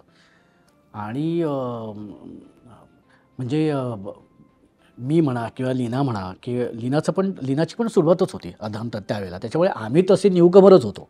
त्याच्यामुळे मी, लीना, अनिल गवस, आमचं टीम म्हणते ना, नाही पण कारण अरे आपल्याला काम मिळालं, ही सगळी मोठी मोठी लोकं आहेत. पण ह्या सगळ्यांनी म्हणजे अगदी ज्योती सुभाषताई, संजय, भरत या लोकांनी खूप सांभाळून घेतलं. म्हणजे ते सांगायचे की हे असं करून बघ, हे तसं करून बघ. भरत तर किती सांगायचं मला, बटर तू हे असं कर. बरं, माझं नाव, मी बटर म्हणूनच फेमस होतो त्यावेळेला. म्हणजे मला सगळे, म्हणजे अगदी संजय मोने दादापासून ते सगळे मला बटर. अजूनही कधी मला संजय मोने कधी दादा भेटला ना, तर मला बटर म्हणूनच हाक मारतो. सो ती, माझं असं म्हणणं की म्हणजे ते कॅरेक्टर पोचत होतं तितकं. सो ते करण्यामागे ह्या सगळ्यांचा हातभार आहे. म्हणजे मला त्याच्यानंतर मी एक विजू मामांबरोबर एक नाटक केलं, बाबांची गर्लफ्रेंड म्हणून, विजय चव्हाणांबरोबर. मामा नाही आहेत आता, पण म्हणजे एखाद्या सिनियर ॲक्टरचा मोठेपणा किती असायला पाहिजे. म्हणजे त्यावेळेला काय झालं की मी आणि माझी जी गर्लफ्रेंड दाखवली नाटकातली, त्यांचा एक सुरुवातीला एक डान्स असतो आणि तो डान्स सुरू होतो आणि पडदा उघडतो. ओके, तो पडदा उघडल्यानंतर आहे ना, ते ना माझं कॉमेडी एक्सप्रेस वगैरे नुकतंच सुरू झालं होतं. आणि तो पडदा उघडल्यानंतर फार अशी किरकोळ अशा टाळ्या किंवा यायच्या किंवा कधी यायच्या नाही किंवा काय नाही. तर हे विजू मामाने ना खूप मार्क केलं. तर मला एकदा विजू मामा काय म्हणाले की अशी एक काम करतो, तू ना पडदा ओपन होतो तेव्हा तू तिथेच तू डायरेक्ट दिसतोच आहे ना स्टेजवर, तसं नको करू, तिला नाचू दे, ती जी ॲक्ट्रेस होते तिला, आणि पडदा उघडल्यानंतर ना तू एंट्री घे आणि मग बघतो. आणि मी एका गडकरीच्याच प्रयोगाला मी असं केलं आणि क्लॅप्स आले सगळ्या एंट्रीला. सो हे सांगणं किती मोठेपणाचं आहे ना. जेव्हा तुम्ही विजय आणि विजय चव्हाण अशा नाटकामध्ये जेव्हा तुम्ही काम करता, तेव्हा अशा अभिनेत्याने तुम्हाला सांगणं की बाबा तू हे घे, ह्याच्याची टाळ्या येतील, हा मोठेपणा आहे. सो ह्या गोष्टी खूप शिकलो मी त्या, म्हणजे विजू मामांपासून तर खूपच. म्हणजे दौऱ्यात वगैरे तर मी आणि विजू मामा आम्ही एकत्र रूम शेअर करायचो. आपण ते सकाळी लवकर उठायचे आणि मी झोपलेला असायचो, तर ते टी व्ही लावून बसायचे. टी व्ही लावायचे आणि पण म्यूट असायचा टी व्ही. तर मी एकदा 2-3 मी बघितलं आणि मी विचारलं, मामा तुम्ही म्यूट का केलं आहे, तुम्ही लावा ना. नाही अरे तू झोपलायस ना, तुझी झोपवून नको व्हायला. सो हे कोण करतं मला सांग. ते म्हटलं की अरे आपण यार काय, म्हणजे काय अशा, आणि अशी आहेत की कितीतरी माणसं अशी सिनियर, आणि अशा लोकांवर मी काम करत असल्यामुळे ती एक शिस्तसुद्धा खूप आलेली. सो आता कधी असं बेशिस्त कोणी वागलं ना की कधी कधी चिडचिड पण होते की अरे नाही यार असं नाही आहे. म्हणजे बघतो ना असं कधी कधी बघायला मिळतं की काहीच नसताना खूप ॲटिट्यूड असतो किंवा माज असतो ना. आता कळकळीची विनंती असते की नका दाखवू यार, हे सगळं क्षणभंगूर आहे, आज आहे उद्या नाही. पण तुम्ही माणूस म्हणून खूप चांगले असायला पाहिजे. अभिनेता म्हणून एक 19-20 असेल ना ते चालते, पण माणूस म्हणून तुम्ही खूप उत्तम असायला पाहिजे. म्हणजे विजू मामांकडे तर मोबाईल पण नसायचा, तरीसुद्धा महिन्याचे 40 दिवस ते बिझी असायचे. सो ही चांगली गोष्ट ना, कारण आपण त्याच्यामुळे हीच सगळी शिस्त, हाच चांगुलपणा, हाच सगळ्या आम्ही शिकलो आहे की मी ह्या सगळ्यांच्या बरोबर मी राहिले असल्यामुळे ना त्याच गोष्टी सगळ्या आलेल्या आहेत. खरं अगदी. नाटक म्हटल्यानंतर झोकून दिलं. संतोष पवार बरोबर काम केलं, तो तर म्हणजे नाटकासाठी झोकून देतो. सो ह्या सगळ्या गोष्टी केलेल्या आहेत ना आम्ही, की नाटक म्हटलं तर झोकून द्यायचं, बस काही बघायचं नाही बाकी. सो त्याच गोष्टी अजूनपर्यंत चालू आहेत. पण तुझ्यासाठी या 16 पैकी कोणत्या नाटकातली भूमिका तुझ्यासाठी खूप चॅलेंजिंग होती, तुला वाटली? बापरे, ॲक्च्युली सगळीच नाटकं माझ्या खरं तर आवडीची आहेत. पण मला नाटक म्हणून ना, म्हणजे नाटक म्हणून जर तुझं म्हणशील ना, की मला आवडणारं नाटक कुठलं, तर खळखट्याक. राजेश देशपांडेने ते नाटक लिहिलं होतं आणि त्यांनीच ते दिग्दर्शित केलं होतं आणि त्याच्यात माझा डबल रोल होता. वा. आणि अत्यंत सिरियस नाटक, म्हणजे त्यावेळेला कॉमेडी एक्सप्रेस सुरू असताना, माझी विनोदी अभिनेता म्हणून ओळख असताना राजेशनी मला ह्या सिरियस भूमिकेसाठी विचारलं, हे खरं तर त्याचं कौतुक आधी. आणि हा रोल मी करू शकतो हा विश्वास त्याचा माझ्यावरती होता, तर त्याच्यासाठी खरंच मी तेव्हासुद्धा त्याचे आभार मानले होते आणि अजूनपर्यंत मी त्याचे आभार मानतो. सो तो एक नाटक, ते एक नाटक मला खूप आवडतं, कारण त्यात त्यांनी ज्या पद्धतीने ते नाटक लिहिलं होतं, म्हणजे 2012 साली ते आलं होतं नाटक. आणि म्हणजे त्या नाटकाची गोष्ट अशी होती की सध्या असं आहे ना, की ज्यांच्याकडे सत्ता आहे, ज्यांच्याकडे पैसा आहे, त्यांचीच हुकूमत आहे, त्यांचीच दादागिरी आहे. आणि जे आजूबाजूला सगळं वातावरण चालू आहे, म्हणजे अर्थकारण म्हणा किंवा जे काय राजकारण चालू आहे किंवा जे काय शिक्षण पद्धती आहे, ह्या सगळ्या गोष्टी इतक्या गढूळ होत चालल्या आहेत ना, की ह्या सगळ्या वातावरणामध्ये आपला सज्जन मुलगा तग धरू शकेल का? तो स्वतःचं अस्तित्व निर्माण करू शकेल का? कारण इतके अत्याचार झालेले असतात सरळ मार्गी चालणाऱ्या माणसावरती ना, तो एकदा फ्रस्ट्रेट होतो आणि तो ठरवतो की तर बस झालं, आता मी माझ्या पोराला गुंड बनवणार, अरे बापरे, त्याला भाई बनवणार. आणि मग त्याच्यानंतर तो त्याला जो काय भाई बनतो, मोठा डॉन वगैरे बनवतो आणि नंतर अर्थात त्याचे परिणाम नंतर निगेटिव्हच होतात. पण ते अशा प्रकारचं नाटक होतं. पण त्याच्यात त्यांनी ज्या पद्धतीने नाटक ते लिहिलं होतं, एक ब्लॅक ह्युमर होता त्याच्यामध्ये, ब्लॅक कॉमेडी होती, पण त्यांनी खूप छान लिहिलं होतं ते नाटक. सो ते मला खूप आवडतं नाटक ते. इनफॅक्ट बरं, तीच ते परिस्थिती आत्तासुद्धा आहे, त्याच्यात काही बदल झालेला नाही आहे. सो त्यामुळे ते नाटक ना इतकं आत्ताचं सुद्धा वाटतं ना, की मला तर असं कधी कधी वाटतं की राजेशला सांगवाडी नाटक पुन्हा एकदा रिओपन करावं. आणि हृदयाच्या जवळची भूमिका कोणती आहे? हृदयाच्या जवळ सगळ्याच आहेत. आई ना, ते म्हणतात ना की आई वडिलांना आवडतं बाळ विचारून नाही त्यांचं. नाही, ॲक्च्युली सगळ्याच आहे. पण मी इथला म्हणाल ना की असं सांगता नाही येणार यार, म्हणजे सगळंच. म्हणजे आलाय मोठा शाणासारखं नाटक केलं. जाणून बुजून नावाचं एक नाटक संतोष पवारचं मी केलं होतं, त्याच्यात पण सिरियस रोल होता आणि त्याच्यातसुद्धा मला अवॉर्ड मिळाला होता शासनाचा. तर ते एक मला खूप आवडणारं कॅरेक्टर होतं. पण तसं बघायला गेलं तर सगळीच नाटकं, म्हणजे मी इथला म्हणालो ना की मी नाटक असंच चूज करतो किंवा असंच ते घेतो की ज्याच्यामध्ये काहीतरी पोटेन्शियल्स असतील, त्या भूमिकेमध्ये काहीतरी पोटेन्शियल्स असतील, असंच मी नाटक मी घेतो. आणि नशिबाने तशी नाटकं माझ्याकडे खरंच आलेली आहेत. सो त्याच्यामुळे सगळ्याच भूमिका माझ्या खूप जवळच्या आहेत. खूप त्यातल्यात त्यात मला आवडणारं नाटक म्हणजे खळखट्याक. खळखट्याक, हां, कारण ते कस लागतो ना, कस लागतो, कारण त्याच्यामध्ये एक तर डबल रोल होता आणि म्हणजे त्या मुलाच्या बापाचाही रोल करायचा आणि त्या मुलाचाही रोल करायचा. लहान असल्यापासून तर तो मोठा होईपर्यंत, तो भाई होईपर्यंत हे सगळे व्हेरिएशन द्यायचे आहेत. परत अशी मोठी मोठी पल्लेदार वाक्य बोलायचे आहेत. त्याच्यात पण एक मजा असते. म्हणजे तो एक प्रकारचा एक वाचिक अभिनय होता. एक म्हणतो ना आपण, अभिनयाचे प्रकार असतात, एक कायिक, वाचिक आणि एक शारीरिक, आंगिक म्हणतो आपण त्याला. तो एक वाचिक अभिनयाचा तो ते नाटक, म्हणजे ते वाचिक अभिनयाचा एक प्रकार होता तो. सो ते करायला इतकी मजा यायची ना, काहीतरी वेगळं करतोय आपण, ह्याचं खूप समाधान मला मिळायचं त्या नाटकामुळे. किती मस्त. पण अनेकदा ना दादा, आपण भले इतकं काम केलं असलं, नाटक केलं असलं, काही एक मोठा TRPचा शो केला असला, तरी ना हातातोंडाशी आलेला घास सुद्धा अनेकदा जातो, की आपल्याला असं वाटतं आपण फिक्स्ड होती या प्रोजेक्टसाठी, पण तसं नाही होत. त्याची कारणं अनेकदा सांगितलीही जात नाहीत. तुझ्या बाबतीत घडलं की हातातोंडाशी आलेला घास गेलाय? हो, झालंय ना माझं. म्हणजे मग तशी कारण मला माहिती नाही आहे, पण अधांतर नाटकानंतर मला अमोल पालेकर सरांनी मला एका फिल्मसाठी मला विचारलं होतं आणि बोलवलं होतं मला ऑडिशनसाठी. बरं, तो ते एक किस्साच आहे. म्हणजे त्याच्यात मी जेव्हा ऑडिशनला जायचो ना, तेव्हा मला उंचीमुळे मला नाकारायचे की अरे तुझी उंची जरा कमी आहे वगैरे. सो आता अमोल पालेकर सरांनी मला बोलवलेलं आहे म्हटल्यानंतर ना, मग मी काय केलं, मी शूज घेतलेले, एक हाय हिलचे शूज घेतले, प्लस त्याला एक्स्ट्रा हिल अजून लावले, उंच वाटेल. आणि मी ते घालून मी गेलो होतो जूला, त्यांचा जो बंगला होता ना तिथे. परत ते इतका प्रवास, ट्रेनमधनं जाणं, पुन्हा ते उतरणं, पुन्हा रिक्षा करून तिथपर्यंत जाणं, तर पोटरा सगळ्या दुखायला लागल्या रे ते हिलवरून चालत चालत. बरं, तिथे गेल्यानंतर बघतो तर तिथे सगळी मोठी मोठी लोकं तिथे सगळी बसलेली. म्हणजे अतुल कुलकर्णी तिथे होता आणि अजून असे बरेचसे ओळखीचे चेहरे, अभिनेते सगळे तिथे बसले होते.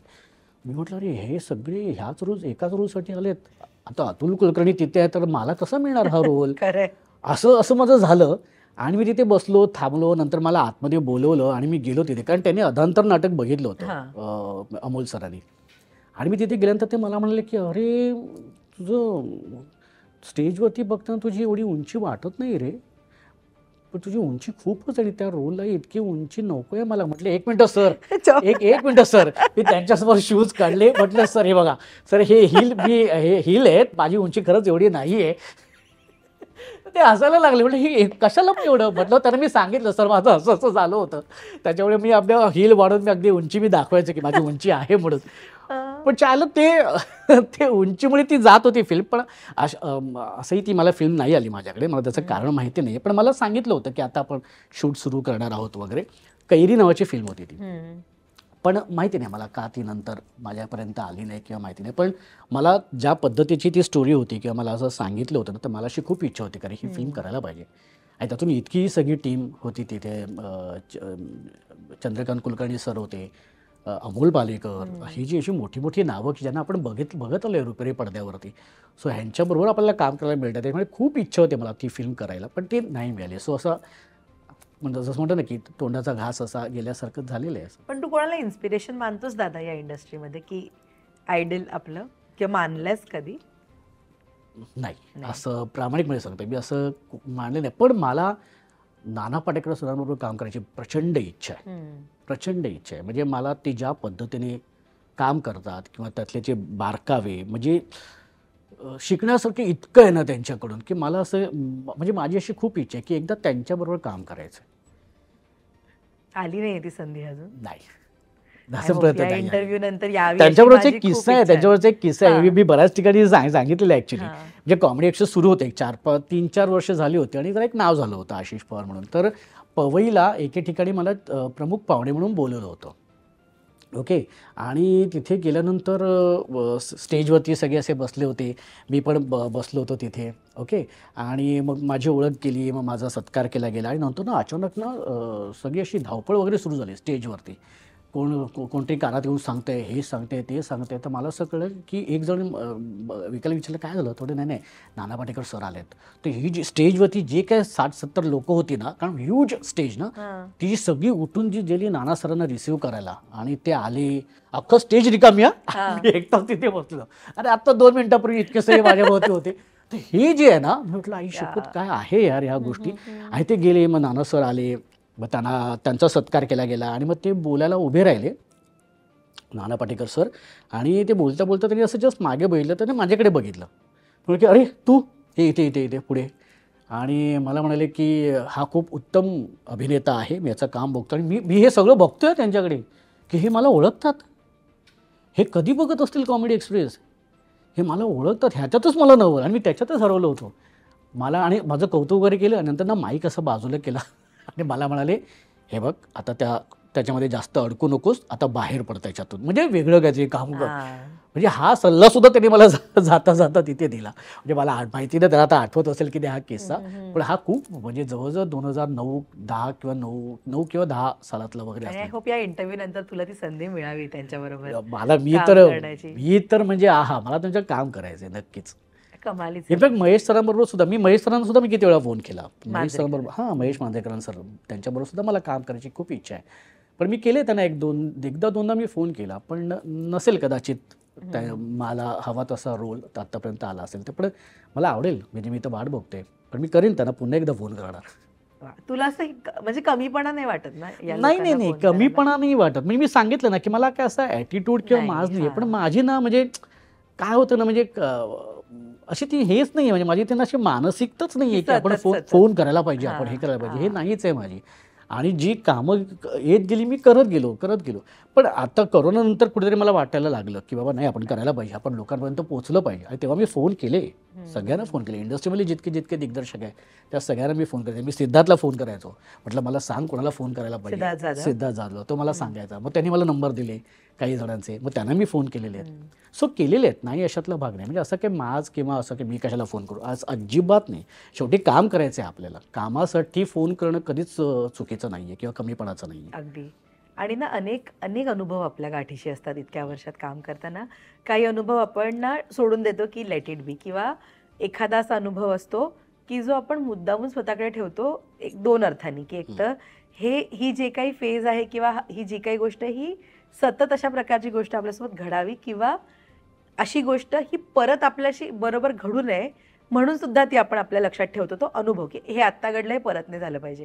तर तुझ्या गोष्टीतला कुठला तो पॉझिटिव्ह किंवा निगेटिव्ह अनुभव तुला आज इथे शेअर करायला आवडेल? एक असं आहे ना, की मी एक नाटक करत होतो, एका लग्नानंतरचे घोस्ट. आणि ना त्याच्यामध्ये आणि त्यावेळेला म्हणजे 2-3 नाटकं सुरू होती त्याच वेळेला. एका लग्नानंतरचे घोस्ट, खळखट्याक आणि अजून एक कॉमेडी एक्सप्रेसचा एक शो आला होता आमच्या सगळ्या कलाकारांना घेऊन. तर असे ना एक 3 शो मी करत होतो. आणि एका लग्नाचे घोस्टमध्ये ना मी होतो, भूषण कडू होता, अभिजित चव्हाण होता, भूषण कडू होता. आणि त्याच्यात ना मी आणि अभिजित चव्हाण हे त्या भूषण कडूचे पूर्वज दाखवले होते. म्हणजे ती भूतं होती. सो आता ते भूत दाखवायचं म्हटल्यानंतर आपण काय करायला पाहिजे असं मी सतत विचार करायचो. मग ते भूत असं उडणारं असेल किंवा काय, हे मी माझंच मी ठरवलं होतं. पण एक गोष्ट मला त्यामुळे कळली ना, की त्या नाटकामध्ये मी काय करायचो, मी उड्या मारायचो ते भूत वाटावं म्हणून इथून तिथे. आणि त्या ह्याच्यात काय झालं, माझा पायाचा ॲक्सिडेंट झाला. माझा पाय फ्रॅक्चर झाला होता. जवळजवळ 3.5-4 महिने मी प्लास्टरमध्ये होतो. आणि त्या ह्याच्यातनं माझी बरीचशी कामं गेली. म्हणजे माझे शो थांबले, माझ्या रिप्लेसमेंट केल्या गेल्या. सो ऑब्व्हियसली, कारण शो तर काही थांबणार नाही, पण कामं गेली चांगली त्यावेळेला एक माझ्या लक्षात आलं, की आपण या गोष्टींचं भान ठेवलं पाहिजे, की आपण किती वाहून घेतलं पाहिजे, की जेणेकरून आपलं तर नुकसान नाही झालं पण पाहिजे आणि आपल्याबरोबर प्रोडक्शनचं पण नुकसान नाही झालं पाहिजे. म्हणजे त्यावेळेला मला खरंच खूप वाईट वाटलं, की म्हणजे ते तिकिटाचे पैसे परत केले गेले. संतोष काणेकर निर्माता होता त्या नाटकाचा. सो ते पैसे परत केले गेले. तर मला त्याचं खूप वाईट वाटलं. नंतर मी म्हटलं, की ही गोष्ट पुन्हा आपण करायची नाही. त्याच्यामुळे मी त्या गोष्टींच्या अजूनही ते लक्षात ठेवतो, त्याचं भान ठेवतो, की एखाद्या भूमिकेसाठी अभ्यास करायला पाहिजे पण त्याचं नुकसान सुद्धा होता कामा. बरोबर आहे. सो त्या गोष्टीचं भान मी आता सगळीकडे करताना मी ते ठेवतो अगदी. आणि ना तुझ्या बोलण्यात ना भूषण कडूचं ना खूपदा निघालं की तू खूप काम केलंयस त्याच्या अर्थात. आणि मध्यंतरी खूप खूप वेगवेगळ्या प्रकारच्या बातम्या होत्या भूषण कडू ह्याच्या अवतीभोवती. तू आहेस त्याच्या कॉन्टॅक्टमध्ये. तुमच्या मैत्रीबद्दलही मला ऐकायला आवडेल की या करिअर जर्नीमध्ये ती किती महत्वाची आहे. मी सांगू का, भूषण बरोबरच असं नाही, आमच्या कॉमेडी एक्सप्रेसची जी आहेत ना सगळ्यांबरोबर आमची अजूनही मैत्री आहे. सगळ्यांबरोबर चांगली मैत्री आहे. म्हणजे आम्ही अजूनही बोलत असतो. मी, अभिजित, कमलाकर सातपुते बरोबर तर मी इतके इव्हेंट केले आहेत ना, इतकं काम केलं ना, की आता एकमेकांच्या डोळ्यात बघून कळतं की आता हा काय ॲडिशन करणार आहे किंवा मी काय प्रचंड म्हणजे इनफॅक्ट अभिजित बरोबर म्हणजे मी अगदी प्रामाणिकपणे सांगतो की माझं जे हचं जे कॅरेक्टर जे फेमस झालं किंवा बंडू, हे माझं एकट्याचं काम नाही आहे. माझ्या म्हणजे बंडू आणि मास्तर करत असताना अभिजित चव्हाण ज्या पद्धतीने रिॲक्ट व्हायचा ना, त्याच्यामुळे बंडू हा वरचढ ठरत गेला. पण मेन तो आहे की तो कारण त्याला पंचेस नसायचे, तो फक्त रिॲक्ट व्हायचा. पण तो ज्या पद्धतीने व्हायचं ना रिॲक्ट, ते कमाल असायचं, कमाल. आणि त्याच्यामुळे बंडू फेमस झाला. किंवा हचं मी जेव्हा करायचो ना, तेव्हा मॅक्सिमम हचं कॅरेक्टर मी कमलाकर बरोबर करायचो. पण ते जे करताना तो कमलाकर ज्या पद्धतीने रिॲक्ट होतो ना, त्याच्यामुळे जास्त अजून वरचढ झाला. किंवा मी भूषण बरोबर केलेलं आहे किंवा अभिजित बरोबर केलेलं आहे. आत्ता हल्ली सागर कारंडे बरोबर मी एका इव्हेंटमध्ये ते केलं होतं. तर समोरचा आर्टिस्ट ना तसं रिॲक्ट करणारा असेल ना, तर ते आपलं कॅरेक्टर अजून वरचढ ठरतं. सो ही जे कॅरेक्टर्स फेमस झालेत ना, ह्यामध्ये हा सगळ्यांचा हात आहे. आणि इतकी वर्ष काम केल्यानंतर ऑब्व्हियसली एक मैत्री झालेली असते. पण दरम्यानच्या काळात आता प्रत्येकजण कसं ते कॉमेडी एक्सप्रेस थांबल्यानंतर प्रत्येकजण आपापल्या कामामध्ये असतात. भूषण पण तसं आपापल्या कामामध्ये होता. पण दरम्यानच्या काळात बऱ्याचशा अशा गोष्टी झाल्या की ज्यामुळे काही कॉन्टॅक्ट नाही राहिलं. म्हणजे आत्तासुद्धा तुम्हाला विचारशील तर मला खरंच माहिती नाही की भूषण कुठे असतो, कुठे राहतोय, काय करतोय, खरंच माहिती नाही आहे. म्हणजे मध्यंतरी 2-3दा त्याचा मला फोन येऊन गेला, आम्ही बोललो. पण त्याच्या कामात तो काही ना काही तो म्हणाला की अरे मी माझं हे चालू आहे, माझं ते चालू आहे. म्हटलं ओके, चालू आहे ना, ते महत्त्वाचं आहे.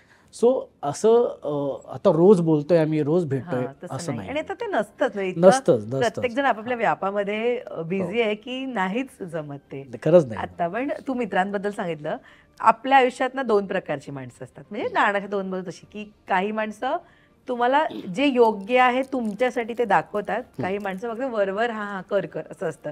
मला सांग, इतक्या वर्षात सुरुवातीपासून आतापर्यंत तुला खरी खरी दुनियादारी कोणी शिकवली या इंडस्ट्रीमध्ये? खरी दुनियादारी. हा. मी ला सांगू का, मला मला खरंच कोणी शिकवलं नाही दुनियादारी. मी माझं शिकत गेलो. अनुभवातून मी शिकत गेलो. कारण ज्या पद्धतीचे अनुभव आले, ज्या प्रसंग जे जे आयुष्यात ज्या ज्या काही गोष्टी घडल्या ना, त्या गोष्टीतून आपण म्हणतो ना की आपण शहाणं होत जातो. तर त्याच्यात मीच माझी दुनियादारी मी शिकलो की आपण हे नाही करायला पाहिजे, किंवा आता ह्या व्यक्तीपासून आपण सावध राहायला पाहिजे, किंवा आता ह्या गोष्टी आपण करता कामा नाहीत. ह्या गोष्टींचं भान मी आता ठेवतो, कारण त्या प्रकारचे अनुभव येत गेले मला. सो माझी दुनियादारी मीच शिकलो, कोणापासूनही शिकलो नाही किंवा काय नाही. म्हणजे हा काही मोठेपणा नाही मी सांगत आहे, पण असं होतच ना, आपल्याला ज्या अनुभवातूनच आपण शहाणं होत असतो. ठेस लागल्यानंतरच आपण जेव्हा पुढे चालताना आपण विचार बघत जातो की आता दगड नाही आहे ना मोठा. तर त्याच्यातूनच ह्या सगळ्या गोष्टी शिकत गेलो मी. किंवा जशी तू म्हणतेस की दुनियादारी कोणी शिकवलीस, तर माझी मीच शिकलोय. ओके. पण आहे ना, एक मुवमेंट असते, आता मालिका म्हणा, चित्रपट म्हणा, सिनेमा म्हणा, पण एक मुवमेंट असते जी आपल्यासाठी ना शायनिंग मुवमेंट्स असतात आपल्या आयुष्यातल्या. सो ना, या PNG शायनिंग मुवमेंटमध्ये मला तुझ्या आयुष्यातली तुला वाटत असलेली एक शायनिंग मुवमेंट जाणून घ्यायला आवडेल. मे बी तो टर्निंग पॉइंट तुला ठरला असेल तुझ्यासाठी, किंवा तुला असं वाटलं असेल की या कॅरेक्टर नंतर किंवा या नाटकानंतर मी आणखीन जास्त शाईन होतोय, तर ती कोणती? माझं मी आता 2018 एक नाटक केलं होतं, गलती से मिस्टेक. जसं तुला मी म्हणालो ना की त्या भूमिकेसाठी मला त्या वर्षातल्या सगळे अवॉर्ड्स मला मिळाले. सो ती माझ्यासाठी खूप शायनिंग मुवमेंट होती की पहिल्यांदाच मला म्हणजे सिरियस भूमिकेसाठी मिळाले होते, पण एखाद दुसरे अवॉर्ड. पण वर्षभरातले जितके सगळे अवॉर्ड्स असतात ना, ते सगळे मला मिळाले होते. आणि माझ्यासाठी ती शायनिंग मुवमेंट होती. कारण मला असं वाटलेलं की येस, आता आपल्याला हे काम बघितल्यानंतर आता आपल्याकडे बरीच कामं येतील किंवा बरेच रोल्स येतील आपल्याकडे, असं मला नक्कीच वाटलं होतं. आणि माझ्यासाठी ती शायनिंग मुवमेंट होती. क्या बात. दादा, सुरुवातीपासून आतापर्यंत ना प्रत्येक बाबतीत मी तुला बघते खूप पॉझिटिव्ह माइंडसेटनी तू बोलतोयस. आणि आय नो ते वयानुसार अनुभवानुसार आहे ते. आणि ना या सगळ्या गोष्टी लीड करत असतात आपल्या मेंटल पीसची, आपल्या मेंटल हेल्थची. आता सगळेजण त्याबद्दल बोलतात की आपली मेंटल हेल्थ किती प्रायोरिटी असली पाहिजे. तुम्ही कलाकार तर वेगवेगळ्या इमोशन्स बरोबर सिच्युएशन बद्दल डील करत असता, राईट? रिजेक्शन हे कोणाला चुकले नाहीये आणि ते अनेकदा त्रासदायक असतात. मला सांग, तू इतक्या वर्षात किती प्रायोरिटाईज केली आहेस तुझी मेंटल हेल्थ, किंवा जाणीवपूर्वक तू त्याच्याकडे लक्ष दिलंयस, किंवा ती टर्म उशिराने उलगडली पण बरं झालं उलगडली, असं झालंय? हो, नक्कीच. म्हणजे पर्सनल गोष्ट आहेत की म्हणजे अगदी सांगायला हरकत नाही की माझा डिवोर्स झाल्यानंतर मी बऱ्याचशा गोष्टी म्हणजे म्हणतो ना की खूप त्रास झाला होता त्या दरम्यान. आणि जसं म्हणतो ना आपण की हळूहळू ना, मी माहिती नाही, मला हळूहळू खूप असं आध्यात्मिक गोष्टींकडे जास्त आपसुकच वळत गेलो. मला माहिती नाही मी कसं काय. आणि मग ते आध्यात्मिक काही गोष्टी वाचत असताना, बघितल्यानंतर, ऐकल्यानंतर मला असं जाणवायला लागलं की म्हणजे कळलं मला की ज्या गोष्टी तुमच्या आयुष्यात होणार असतात ना, त्या होणारच. त्याला तुम्ही काहीही करू शकत नाही. तुमच्या आयुष्यात कोण व्यक्ती येणार, ती किती दिवस राहणार, ती कधी निघून जाणार, किंवा तुमच्या व्यावसायिक आयुष्यामध्ये तुमच्याकडे कुठलं काम येणार आहे, कुठलं नाही येणार आहे, तुम्ही किती प्रयत्न करा, किती तुमची आत्ता, असं तरी आपण ह्या भाषेत बोललो तरी ते तुमच्याकडे येणार नाही. पण जे तुमच्या नशिबात आहे, आता कदाचित त्याच्यावरती सगळे म्हणतात अरे असं काही नसतं नशीब वगैरे, पण हे मी माझं वैयक्तिक मत आहे की ज्या पद्धतीने एक आध्यात्मिक गोष्टी ज्या मी वाचल्या, जाणवल्या मला की ज्या गोष्टी होणार आहेत त्या होणारच आहेत ना. मग त्याचा त्रास करून नाही घ्यायचा आपण. काही गोष्टी, काही व्यक्ती किंवा काही गोष्टी आपल्या आयुष्यामध्ये अशासाठी आलेल्या असतात की तुम्हाला एक तर धडा शिकवायला आलेले असतात, किंवा कुठली तरी आपली कर्म राहिलेली असतात, किंवा आपण काही वाईट कर्म केलेले असतात त्याची परतफेड करायला आलेले असतात. How true. सिरियसली त्याची परतफेड करायला आलेली असतात. त्यांचं काम संपलं, त्यांचं कार्य संपलं की ते आयुष्यातून निघून जातात. सो ह्या गोष्टींचा त्रास करत बसायचं नाही. तुम्ही फक्त एक आहे की तुम्ही प्रामाणिकपणे वागा, तुमचं काम अगदी 100 काय 200% द्या, आणि ते काम करत असताना तुम्ही तुमचं आयुष्य छान एन्जॉय करा. पण ते एन्जॉय करत असताना कोणाला दुखवू नका, कोणाला हर्ट करू नका, कोणाला चीट करू नका, किंवा कोणाला फसवू नका. मग तुमचं आयुष्य खूप छान आहे. आणि म्हणतो ना की एकदाच तर मिळतं आपल्याला आयुष्य. म्हणजे मला एक मध्यंतरी मी एक व्हिडिओ बघितला की माणूस वरती गेल्यानंतर देव त्याला म्हणतो की तू ते सोड, तू काय पाप केलेस किंवा काय वाईट कर्म केलेस ते सोड, मी तुला माणसाचा इतका सुंदर जन्म दिला आहे, त्याचं तू काय केलंस ह्याचं मला उत्तर दे. मग ते पाप पुण्याचं आपण बघू ना. माणसाचा जन्म सगळ्यांनाच नाही ना मिळत. तुला मिळालंय हे तुझं किती नशीब आहे. मग त्याचा तू काय वापर केलास, किती चांगलं आयुष्य तू जगलास हे तू मला सांग. त्याच्याकडे उत्तरच नसतं. सो हे माझं म्हणणं आहे की तुम्हाला मिळालंय ना आता जन्म, आता जे काय वर्ष राहिली असतील तर ती खूप छान जगूया, खूप प्रामाणिकपणे काम करूया, स्ट्रगल करत राहायचं आयुष्यभर. प्रामाणिकपणे जे काही स्ट्रगल करत राहायचं, तुमच्या आयुष्यात तुमच्या नशिबात जे येईल ते येणारच. फक्त वेट अँड वॉच. त्यामुळे जास्त पॅनिक व्हायचं नाही. हे मी खरं तर शिकलो त्याच्यानंतर ह्या हळूहळू. नाही तर मी आधी खूप डिस्टर्ब असायचो की आपल्याच बाबतीत असं का घडलं, आपण काय वाईट केलं, कोणाबद्दल कधी असा वाईट विचार नाही केला किंवा कोणाला दुखवलं आहे का, काहीच नाही. मग आपल्या बाबतीतच का असं होते, असे खूप यायचे विचार. कामं नसायची त्याच्यासुद्धा खूप म्हणजे फ्रस्ट्रेट व्हायचं. पण नंतर हळूहळू ह्या गोष्टी जेव्हा म्हणतो ना की जेव्हा कळायला लागल्या त्याच्यानंतर मग जरा एक माइंडसेट झाला की नाही ठीक आहे, जे होईल ते होईल किंवा जे होणार आहे ते होणारच आहे. आपण फार विचार नाही करत बसायचा. त्यांनी जन्माला घातले ना तोच बघेल सगळं त्याच्यावरती. आणि त्या ह्याच्यात म्हणजे मला म्हणतो ना की माझी एक मैत्रीण होती, ती डॉक्टर MD आणि ती स्वामींचं खूप करायची. सो ती मला सांगायची की तू स्वामींचं कर, दर गुरुवारी मठामध्ये जा. सो मी ना तिच्या सांगण्यावरून मी ते जायला लागलो त्या दरम्यान त्या ह्याच्यामध्ये. आणि हळूहळू मला ती गोडी निर्माण झाली. मग मी दर गुरुवारी मठात जायचो, मग त्या स्वामींचं जरा करायचं. म्हणजे खूप अगदी वाहून घेतलं अशातला भाग नाही, पण माझी एक त्यांच्याबद्दलची एक श्रद्धा खूप वाढली. आणि मग मी माझ्यापर्यंत जे माझ्या क्षमतेमध्ये आहे त्या पद्धतीने मी त्यांचं अजूनपर्यंत मी करतो. पण मला ना खूप एक सकारात्मक काही गोष्टी घडताना दिसल्या मला. आणि मग त्याची एक सवयच झाली आता. सो त्याच्यामुळे ना काय झालंय ना की आपण म्हणजे ते करत असतं, ती सुद्धा एक खूप मला मदत झाली. आणि ती तुम्हाला peace of peace of mind खूप विचार नाही करत. आहेत ना स्वामी बघून घेतो. म्हणजे माझ्या गाडीमध्ये स्वामींची मूर्ती आहे. मी त्यांच्याशी येता जाता बोलत असतो, स्वामी हे आता तुम्हीच बघायचं आहे, मी काही करणार नाही. सो ह्या गोष्टी माहिती नाही कदाचित हास्यास्पद वाटत असेल, पण त्यांच्यावरती सोडून हे प्रत्येकाच्या मान्यवर आहे ना, बांध्यावरती. मी एखादा माणूस नसतो देवभोळा, एखादा असतो. आणि मी आहे प्रचंड आहे. म्हणजे मी म्हणतो ना श्रद्धा आहे, अंधश्रद्धा नाहीये. पण ते आयुष्यात फटके बसल्याशिवाय येत नाही ना दादा. खरंच येत नाही, ते फटके बसायलाच पाहिजेत. आणि ती योग्य वेळ असते, त्या योग्य वेळेतच तुम्ही त्या ठिकाणी जाता. तुमच्या म्हणजे म्हणतो ना की आपला गुरु आपण नाही ठरवत, गुरु ठरवतो की त्याचा शिष्य कोण असणार आहे. सो त्या गोष्टीचा पण फार विचार करत बसायचा. किती मस्त आणि खूप छान सांगितलंस तू सुरुवातीपासून म्हणालास की अजून रिकॉग्निशन मिळणारं काम आलं नाहीये. मला सांग, आज मी तुला विचारलं की तुला कुठल्या प्रकारची भूमिका करायची आहे, तुझ्या स्वप्नातली म्हणा किंवा तुझ्या एका लिस्ट मधली ती भूमिका जी तुला करायचीच आहे, तर ती कोणती मॅनिफेस्ट करशील तू या शो मध्ये आज, की हे म्हणजे जी आधी कोणती करून ठेवलेली आहे असं? हा, किंवा तुझ्या स्वप्नातली भूमिका की तुला अशा प्रकारची भूमिका करायची आहे, तर ती कोणती आज सांगशील मला? मला ना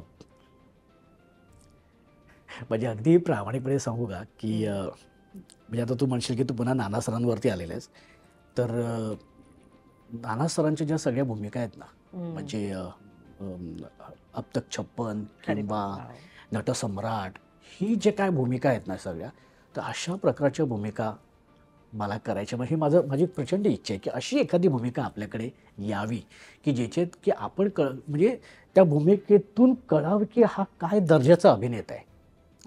ही माझी इच्छा आहे की बाबा हे मला असं वाटतं की अशा प्रकारची भूमिका यावी आपल्याकडे की जेणेकरून कळावं की हा एक खूप चांगला अभिनेता आहे. सो ती एक काय म्हणतात ना, एक ती मॅनिफेस्ट जसं तू म्हणालेस तसं ते आहे. वा, आणि त्या प्रकारच्या सगळ्या भूमिका लवकर येऊ देत तुझ्याकडे. मला खूप आवडेल त्या निमित्ताने सुद्धा तुझ्याशी गप्पा मारायला, कारण तुम्ही कलाकार, तुम्ही आधी इतकं सगळं काम करून ठेवलंय आणि तरीही स्ट्रगल चालू आहे असं म्हणता ही जेन्युअनली खूप मोठी गोष्ट आहे. आता आपल्याकडे एक मालिका करून, एक चित्रपट करून 1 नाईट स्टार्स बनतात.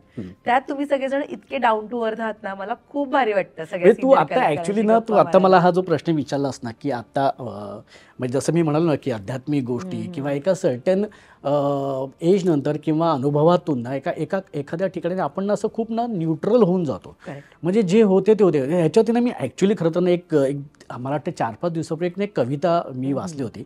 हे पाठ आहे मला ती Please, मला ऐकायला म्हणून आवडेल. दाखवते हो. खूप छान आहे म्हणजे तू Yes. मला असं वाटतं की तू ती स्वतः पण तू रिलेट करशील हो, म्हणजे ती हो. कविता अशी आहे मी थांबलो तर मी पुन्हा ती हां. मी म्हणेन ना ती कविता अशी आहे की हल्ली मी कोणाशी भांडत नाही माझे दुःख कोणापुढे मांडत नाही हल्ली मी कोणाशी भांडत नाही माझे दुःख कोणापुढे मांडत नाही कितीही झाल्या वेदना अनावर तरी मनावर मी घेत नाही चुकला कोणी कितीही दोष त्याला मी देत नाही पण सोडावा लागेल स्वाभिमान एवढंही मी कधी झुकत नाही आणि जोडावे लागतील हात एवढेही मी कधी चुकत नाही वा.